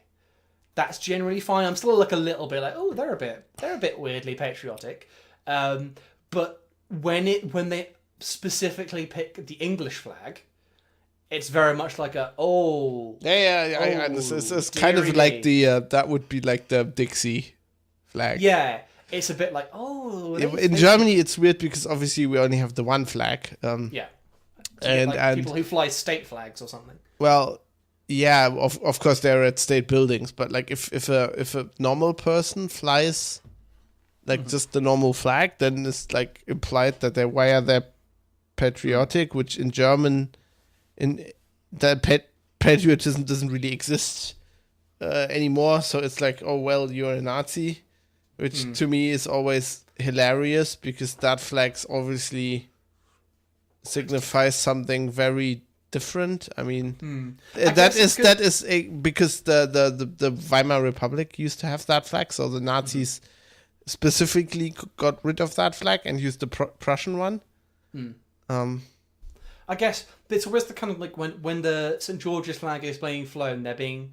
Oh god, I'm cutting out. There you go. When the St George's flag is being flown, they're always being patriotic for the kind of like they get all patriotic about the Crusades and like just horrible things in the past of like empire and things, and it's like. But the Crusades, that was us, wasn't it? Well, we also got involved in the Crusades a lot. Okay. Yeah, and like they get patriotic about empire and like going abroad and stealing the Elgin marbles and such other things. It's just like, come on, lads, get with just vaguely being a bit nice to other humans. But yeah, so football didn't come home. But importantly, Fab, the yellow jersey might come home. Oh no, you're not starting with you're so balls deep into cycling that you're starting with the fucking Tour de France. I honestly, most of it has been me watching it and then asking Nicholas on Discord what the fuck everything means. Kill me And now. I still don't really know what anything means, but I do know that as of stage 16, Welshman Geraint Thomas is in the lead with a 1 minute 39 second gap to Chris Froome, who is English by way of South Africa. So it's coming home, Fab. The jersey's coming home. Did you just have the best doping? Is that it? No, because they've been cleared of that. They are legally fine. This is such a fucking this might be the most literally boring sport in the history. only reason I've been picking on this is so I get to continue making the "it's coming home" tweets just to annoy everyone. I mean, it was a golf. plan. Golf is the more interesting sport. I had a social media campaign ready for England losing. It was to immediately post the Welsh national anthem and start tweeting about the Tour de France because, like, I'm edgy like that because I don't like football. That's okay, but you don't have to like cycling. That's the most boring sport there is. The only interesting part is when somebody in the front falls down and they all pile up. That's funny. Like the comparisons of like cycling injuries versus football injuries are quite funny. When like cycling guys fall off their bike, dislocate their shoulder, and go on to cycle another 30 kilometers, and like a football player like gets looked at and falls over. It's quite funny. But you come from the land of rugby. Don't tell me like cycling people are the hard guys. But remember that GIF I post I showed with the motorbike who just takes out two bicycles. Remember that? Yeah, it was sad for the cyclist involved. But it's kind of like it meets the brief of sports I like in that it's super tedious, boring. Yeah, so it's like Formula One, it's like cricket, it's like snooker, it's like bowls. God, you like shitty sports. Yeah, I like all the boring sports you can have on in the background. So like at work, I have like the stream open of the tour, and it's just like background noise that drowns out the office. And like occasionally I can like tab in and like listen to some commentary about them. I fucking have no idea about tactics, Fab. They're waffling about how someone can defend or attack. I don't understand. How's that tactics? You just cycle really fast. Apparently not. Like there's this whole thing. Also, cycling's really French. I never really realised. There's this whole thing of domestiques who are other cyclists on your team who will aid you, and it can literally be like they throw a baguette into the. They'll be the people who like slow down and get like all the water refills at the water refill station and like hand them to like the lead dude. It couldn't be that they give them like the aero boost. So like for most of the race, they'll be cycling in front of the lead person on their team. So like someone will be cycling in front of Chris Froome. Just so that he has an easier time, so he doesn't have to move all the air out of the way, and then right at the end he gets to like duck out and sprint. So they kind of like are tactics, but they're really kind of boring. They're not as boring as Formula One tactics, but they're kind of like all right, I guess. And it's just like pleasant to watch. There's lots of really pretty countryside. Like oh my god, lots of the places I'd be like, I'd go on holiday there. I wouldn't cycle up that hill. Becoming an old man. He's looking at the countryside. Yeah, it's really quite nice. You can go there on a motorbike and it's fun. Just go there and just like sit at a bar all day. It's really fun. Super cool. There was controversy. There was like on Alpe d'Huez, the famous climb. Basically the mayor of the fucking town banned booze. He was like, there shall be no booze. My dad's been up there on a bike, I think twice. God, I think we're doing that on the next tour. It looks knackering. No, not on a push bike. Yeah, on a push bike, yeah, but like even that, it's like fucking hell. Fucking hell, it's big. Yeah, so that's been it. I've been cycling a lot. I've been on the tour, watching the tour. Not on the tour, Jesus Christ. I've been watching the tour, kind of passively. Yeah, what's up next, Fab? I don't know. Let's stop talking about the cycling stuff. I'm falling asleep. I don't know what is next. Something about Google. I have no idea what's going on. Oh no, are we already past that?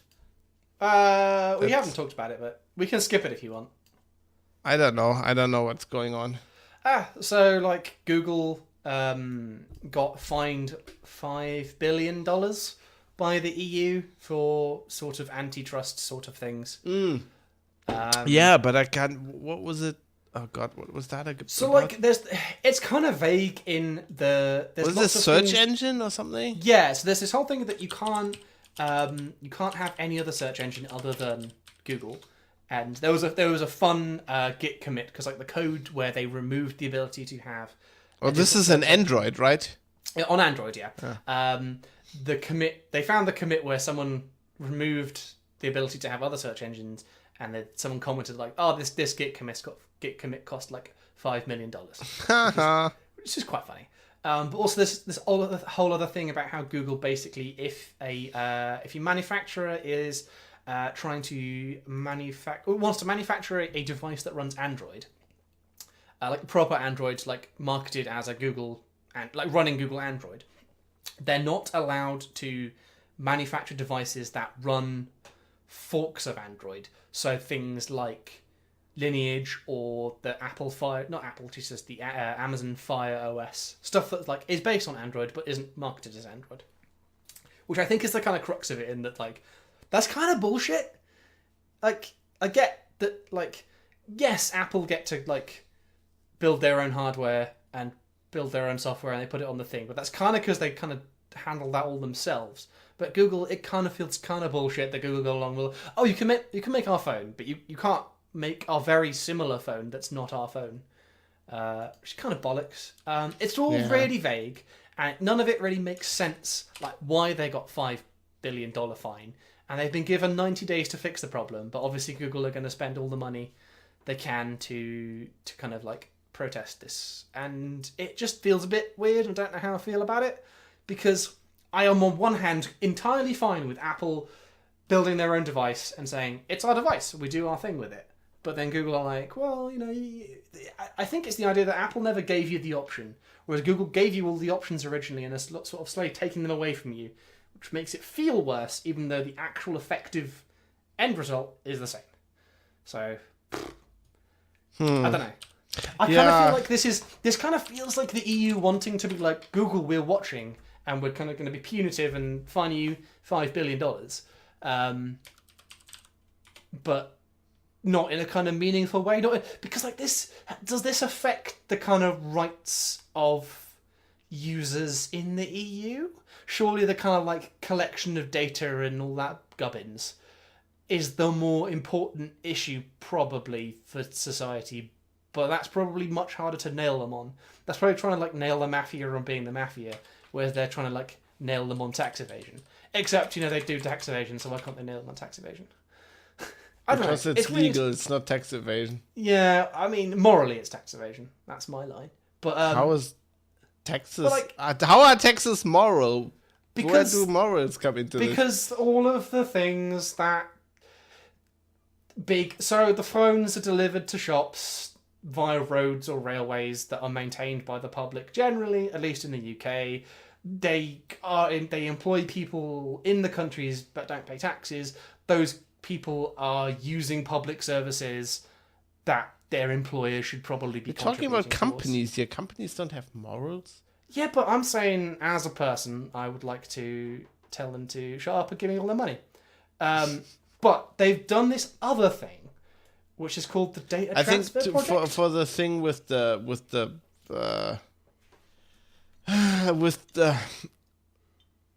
the antitrust thing, I think it's just the problem is that there's no other good search engine. Yeah, that's the thing. That's the actual problem, and I don't think the EU can solve it. Yeah, I guess that's the thing, right? Like, cool, let me use DuckDuckGo. Yeah, let me use Bing. Great. Just the fucking shitty search engine from the other monopolist.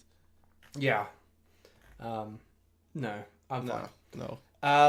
But one kind of like weird thing that they're doing is this: they're creating this thing called the data transfer project, which is essentially they want it to be a way of users being able to take their data from one walled garden to another. So the idea is that you could export your data from Google into Microsoft or vice versa, and they're sort of building this infrastructure for you to do it.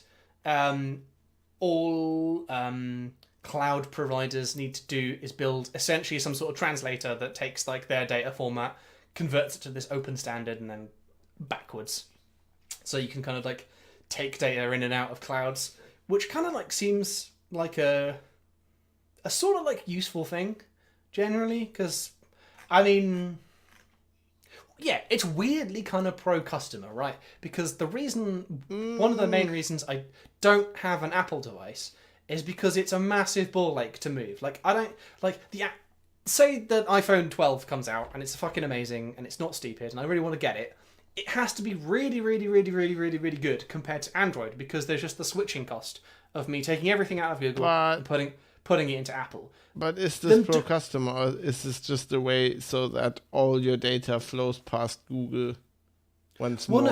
I don't think from the implementation details I found, it doesn't have to flow through Google. It's a standard so that like you could take something from Google to Microsoft, but equally maybe you could take something from Microsoft to Apple without it going through Google.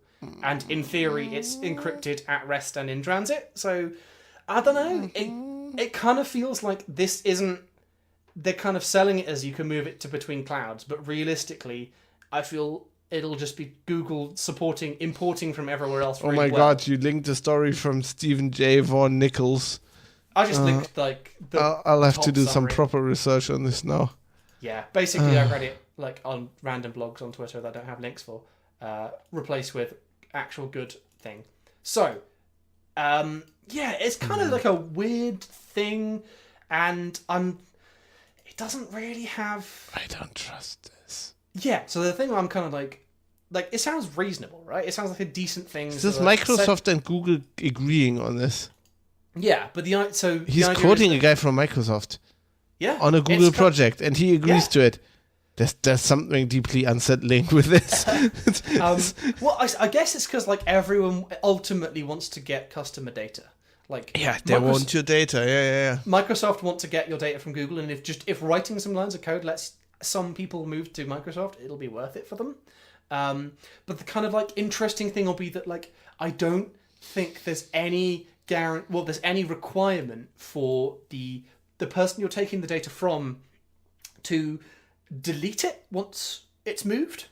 I think there's nothing in it about that which suggests that like sure I can take my data from Google to Microsoft, but Google still have all my data, so they can do like whatever machine learning bullshit they want to do on it, or like send me ads based on that. Like it doesn't seem to kind of solve the sort of core fundamental. No, this is all bullshit. I'm reading like this. What is this supposed to solve? A user doesn't agree with the privacy policy of their music service. They want to stop using it immediately, but don't want to lose the playlist they have created. Yes, port your playlist from Spotify to Deezer, and you'll realize that like half of the music isn't available because streaming services. Yeah, but the idea is going to be simpler with something like photos, in that, like, say I want to move from Google to Microsoft. I don't even know what their photo offering is, but Google Photos is just like a set of photos. Like, that is just take these images, put them in the Microsoft Cloud, take all the file names, take all the tags, all the ratings, all that jazz, put them over there. That is like a much, like, it's not like I'm going to have a photo that won't work. That's good, yeah. Yeah. And now they have your data too. What I'm saying, is that Microsoft will have my photos and Google will have my photos. Everybody has your photos. So me objecting to Google's privacy policy, this doesn't solve that, because it'll still be under Google's privacy policy, and I bet there will be no requirement for you to delete it other than if I GDPR them and say, please delete all my data. Oh my god, there's a Docker image. Of course there's a Docker Of course there's Docker image. I mean, other random fun times, there was that whole Docker thing that had, like, crypto miners in it. Technology's great. It's super good. It's fantastic. I'm getting too old for this shit. It's really fun. Like, basically, in the time we've gone, what is it? There was the Snap Store had a crypto miner built into a package. There was a JavaScript. Are there two JavaScript ones? I feel there was a JavaScript one that stole your signing key for your Node npm package manager shit. There was the Arch user repository, which also had a crypto miner in it. Docker, there was a super popular Docker image that had a crypto miner in it. Like, it's great. Future's fantastic. Everyone can publish things and people can download them, and then they'll just mine bitcoins on your infrastructure. It's great. It's great. It's fantastic. Software is king. I guess it's fine. Indeed. But Fab, is surviving Mars fine? Before we get into that, there's another thing we need to talk about. Can we talk about Fortnite? Because yeah, sure. I've on 3 of the websites I clicked on, there were links to Fortnite stories. It's the Minecraft of 2018. I fucking hate Fortnite. How do you hate it? Because it's for kids. I don't know. If it's for kids, right? Why does it have, like, why is it Lego with, like, a SCAR-L in it? Like, why does it have actual weapons? That's what kids want, man. It's 2018. I mean, to be fair, when I was a kid, I was playing Call of Duty. So No, seriously, have you tried playing Fortnite?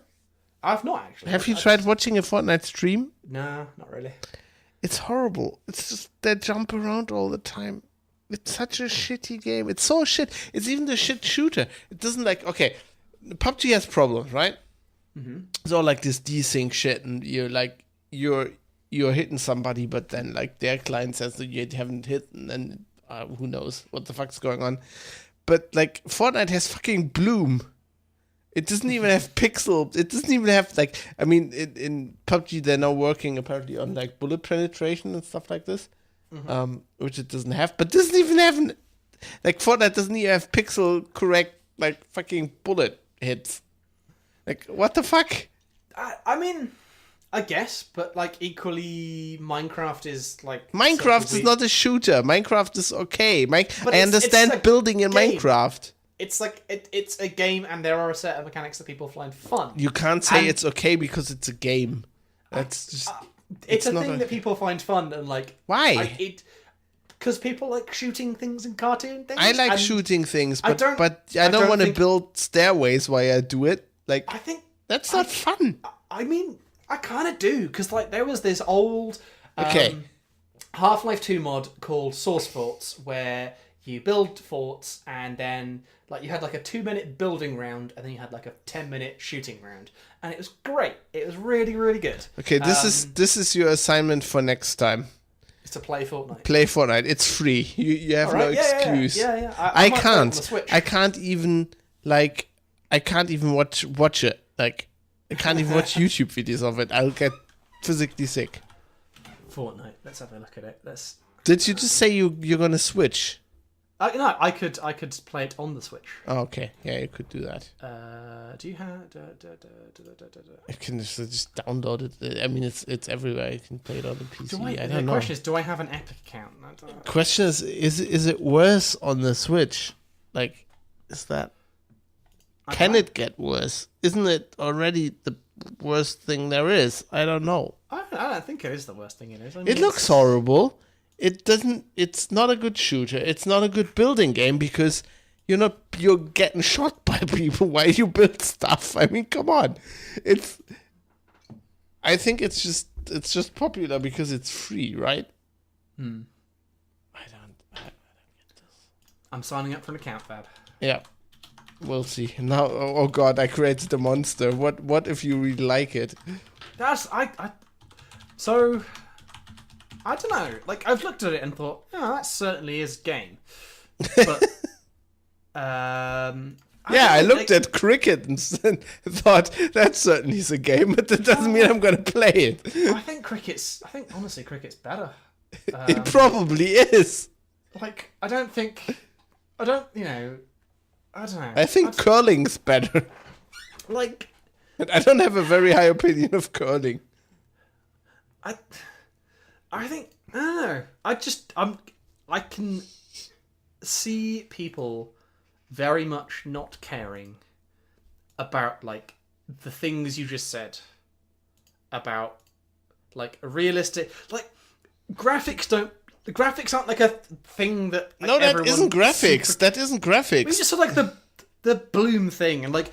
Well, no, bloom isn't a graphic thing. I'm not talking about graphics. I don't give a shit about graphics. This is about you shoot at a pixel, right? Mm-hmm. And a shooter is supposed to like if I shoot at something, it's supposed to simulate the bullet and hit the point I clicked at, right? Mm-hmm. A bloom means it just like there's like if I shoot at you. There's like a circle in which I think it's the inside of your crosshair, and it will hit like randomly in there. Okay. It's so that it doesn't have the desync problems that PUBG has, so it doesn't have to actually figure out from each client's perspective, right? And negotiate with the server what you actually hit and where you are. It just like estimates it. Like you don't want that on a shooter. Like I don't know, but like. The shooting is the most important thing about the shooter. And I'm not a shooter guy. The modern Fallout games are basically first person. Yeah, but shooters. they're not shooters. And there is far more dice rolling and random. Yeah, but they're bullshit than RPGs. They're not shooters. Like, come on. that. I mean, you shoot It's things. It's not Battlefield, right? I point It's not. the thing It's on not. the thing dies. It's not. It's not. It's not Battlefield. It's not like, I don't know, COD or whatever, or Counter Strike. I'm not a shooter guy, but like if I play a shooter, it better bloody well try to get bullet physics as good as it can. I don't want some fucking bubblegum colored. Well, that's the thing. I think it's for kids, so you don't like it. There we go, job done. Nice. I like Minecraft. That's not the point. It's just this is a shitty game for kids. What other kids games do I like? I don't know. It just gets me. Everybody's playing this. Like fucking Doc Disrespect's playing it. Like his fucking channel motto is violence, speed, momentum. Why the hell is he playing Fortnite? Because it's the hotness, it's the SEO, it's the... people are And shit. that's the obvious reason, isn't it? Yeah. Like, this is how you make money on the internet, by, like, making videos for kids. Fucking kids. I mean, that's the thing. They've got a lot more free time than we do. Well, yeah.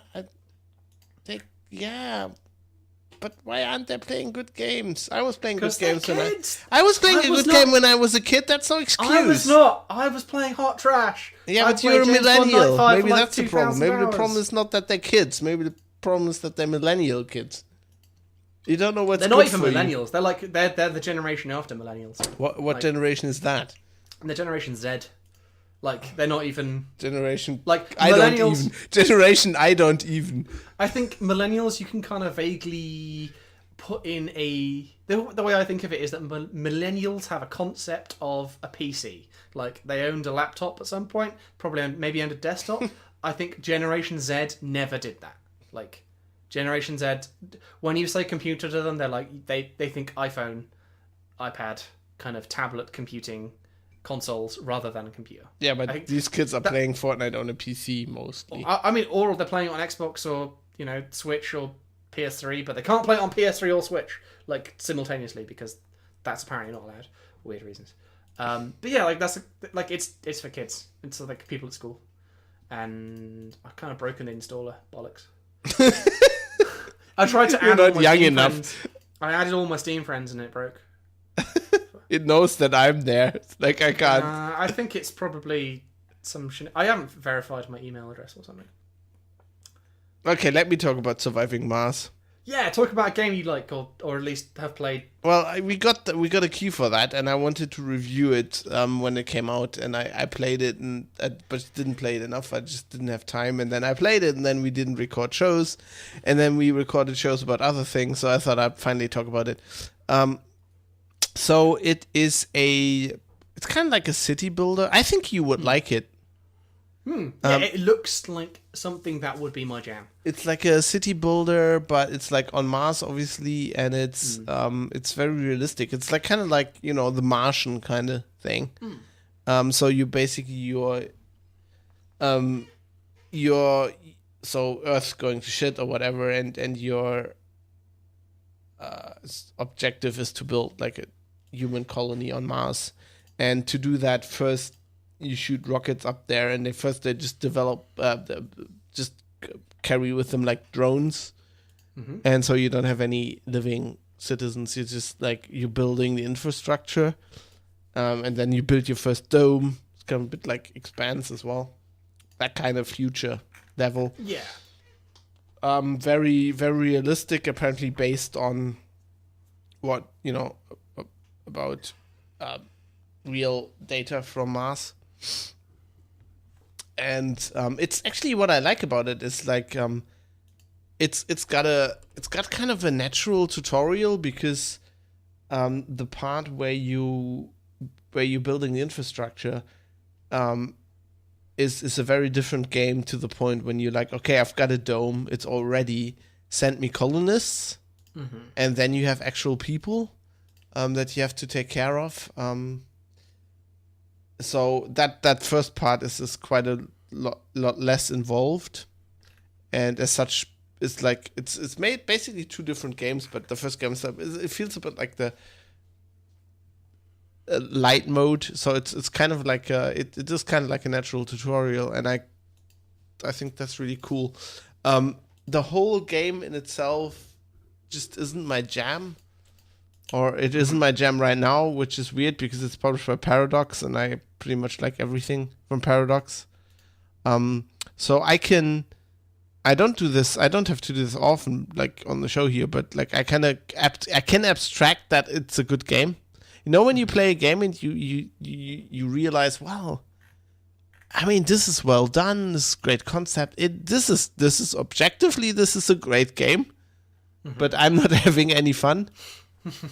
You know that kind of feeling? I guess, but equally, I can't fundamentally disagree that I can say something is objectively a good game, because I don't know. I think I can just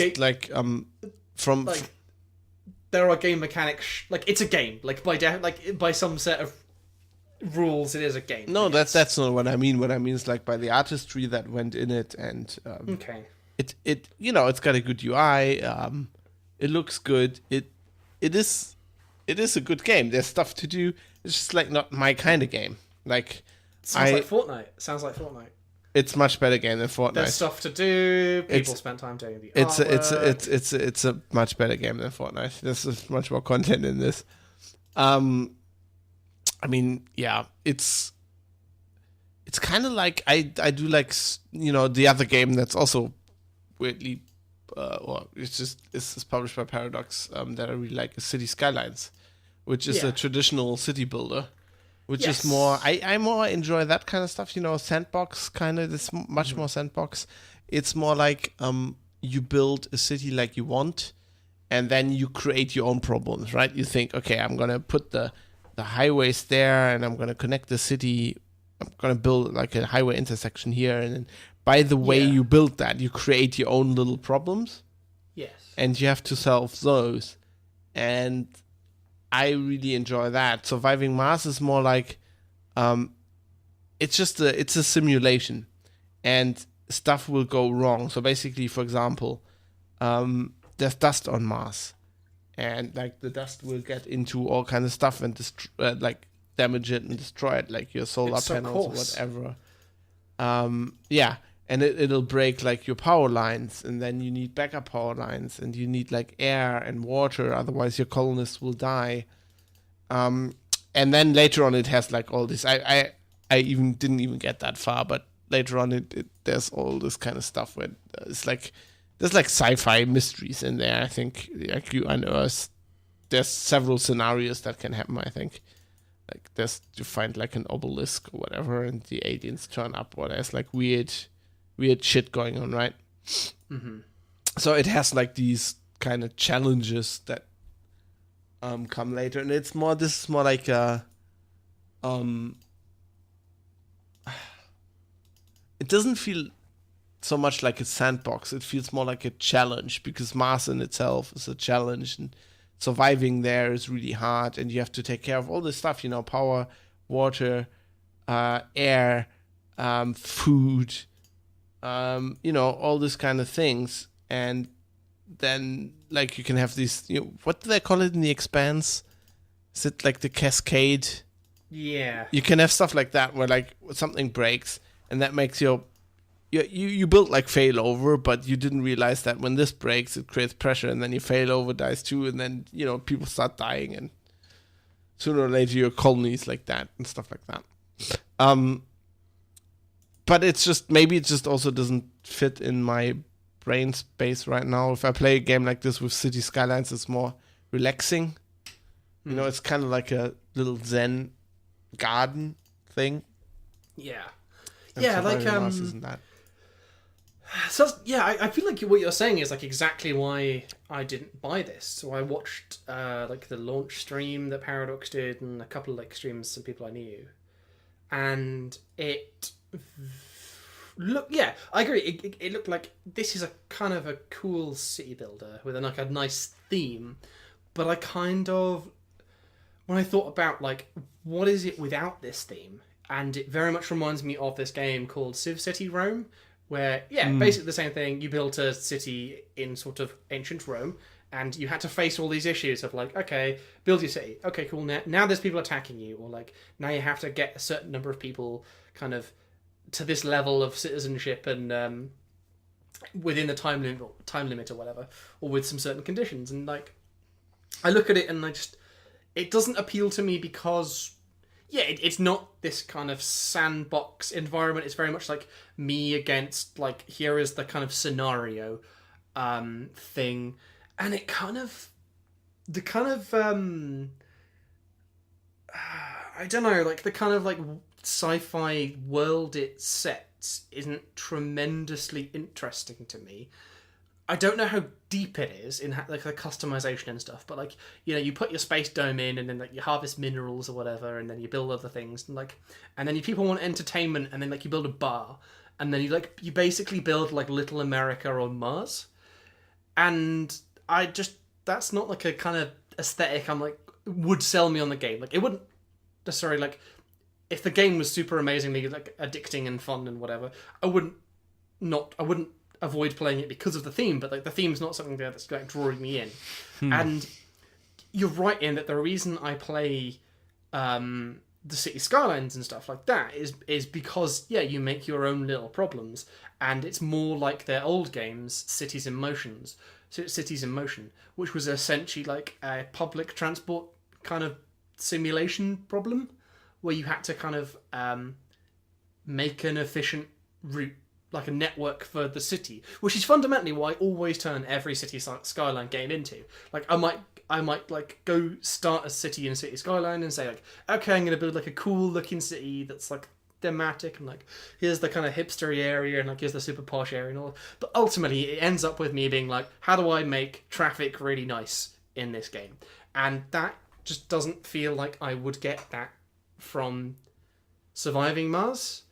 Because not because I wouldn't necessarily enjoy the thing, but it feels like I have already done the things it wants me to do, but with different themes and skins in other games, like, Banished, or like, Civ City Rome, stuff like that. It feels like I've played that game before, and I don't need to play it again. Yeah. Does that feel fair? I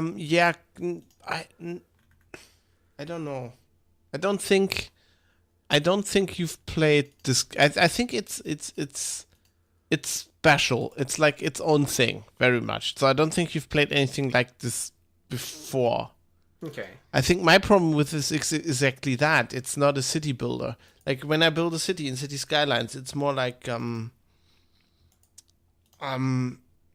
it's, I want to build a nice city. That's my challenge. I want to make things. I set myself a goal or whatever for a city, and I want to build a city in a certain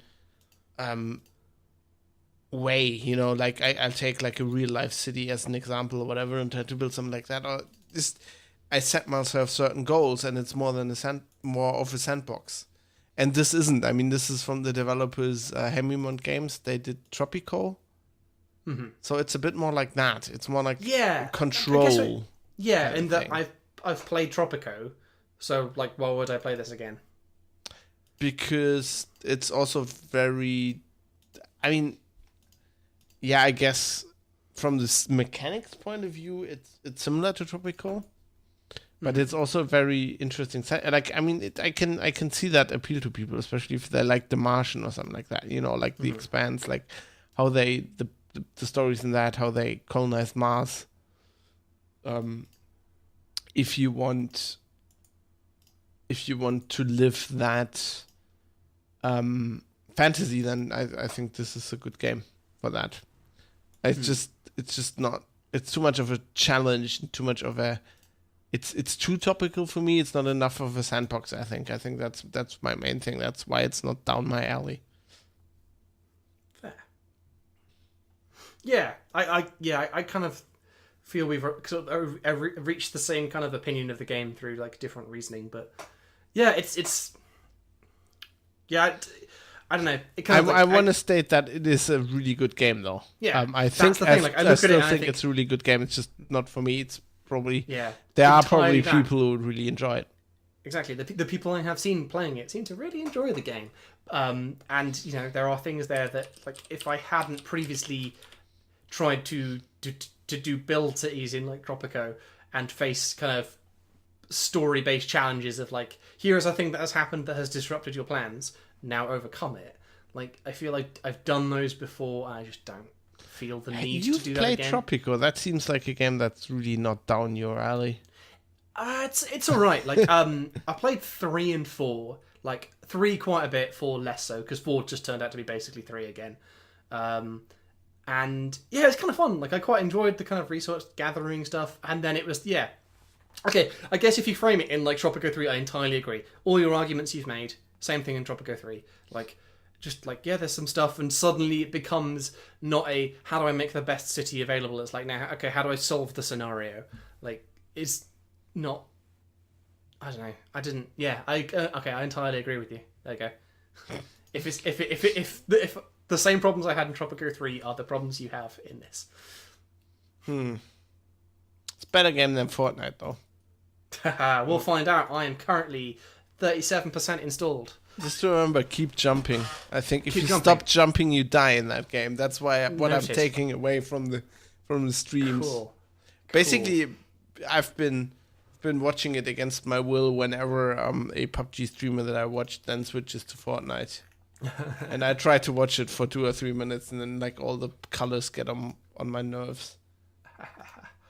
Does are there classes in it? Like, do different characters have different I abilities? think they're different characters. Okay. Yeah. So that, I feel, is potentially something that is going to grab a certain audience, like, League of Legends players or Dota players, in that there's like a hero they can play as. Yeah, I think like, that's what I like about PUBG. yeah, That in that it everyone's the doesn't same. have that. I think that's specifically what I like about PUBG. That your class is basically whatever weapon you pick up, I mean, Yeah. you pick up like whatever, VSS, and now you're like VSS dude. You pick up a car and suddenly you better be a good sniper or your mates are gonna yell at you. Yeah. Fair. Right, I shall think- we... This is 2 hours. Shall we wrap it do up the with the feedback. feedback? Yeah. We have some bits of feedback. Not a tremendous amount, given like how much how recently episodes came out, which is fair. We forgive you for not listening to our 14-hour podcast all in one go. This is something I put in. It was Christian Kloss, basically linking us to the Simon Stålenhag guy. It's nice to see people arrived at the same sort of conclusions that's exactly what we I like. think they've been following my copious tweets. By the way, there has been like a fabalanche of like these kind of. oh god, I just tweets. love his stuff so much. 989 likes. Getting there. We'll get there. Get Fab to 1K. We'll start a hashtag. Fab 1K. Fab 1K. Richard Marsh tweeted after the episode 64 came out, saying, "Good to have some more Geek News Radio to listen to again. Yes, we will attempt to be ever so slightly more regular. We'll attempt to create more content." We will engage the content drives." Oh no, he's retweeted GNR 56 as well. You know, the 65-56 thing. Oh, yeah. We'll just sweep that under the carpet. That's fine. Yeah, I think that's it. Yeah, if you'd like to send us feedback. I'm enjoying the Discord. Like, honestly, I tried to look at the Discord for feedback, and like, there's been so much hashtag content in there. Yeah, you can't just... Over the- Oh, God. I just like skipped over that. There has been stuff that we've answered in the Discord. So yeah, jump in the Discord if you want to chat. Yeah. I'm basically there all the time. You can email us if you feel like it at GNR. Oh, Jesus Christ. I have had a lot of cider, Fab, and it's very warm. GNR@sixgun.org. You can tweet us collectively at Geek News Radio. Fab is... Foxtrot Alpha Bravo Sierra Hotel. He has been waiting all episode to do that. I've had Channel 9 CB on all episode and nothing's happening. I will nonetheless put a CB radio in the bus, of course. Nice. Yeah, excellent. Have to have that. I'm at Mega Slippers. You can tweet me if you want to, like... I don't know. I have literally no idea why you'd want to tweet me. Slightly more interesting. Because they want to play Fortnite with you, of course. Oh yeah, like if you want to play Fortnite, let's fucking tweet and play this game. You can join the Strava Club. It's really good.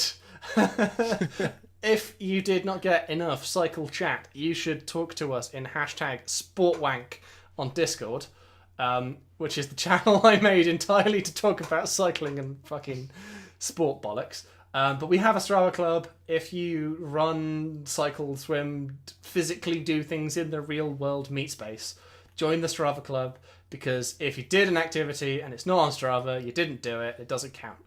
There are leaderboards for total time doing things.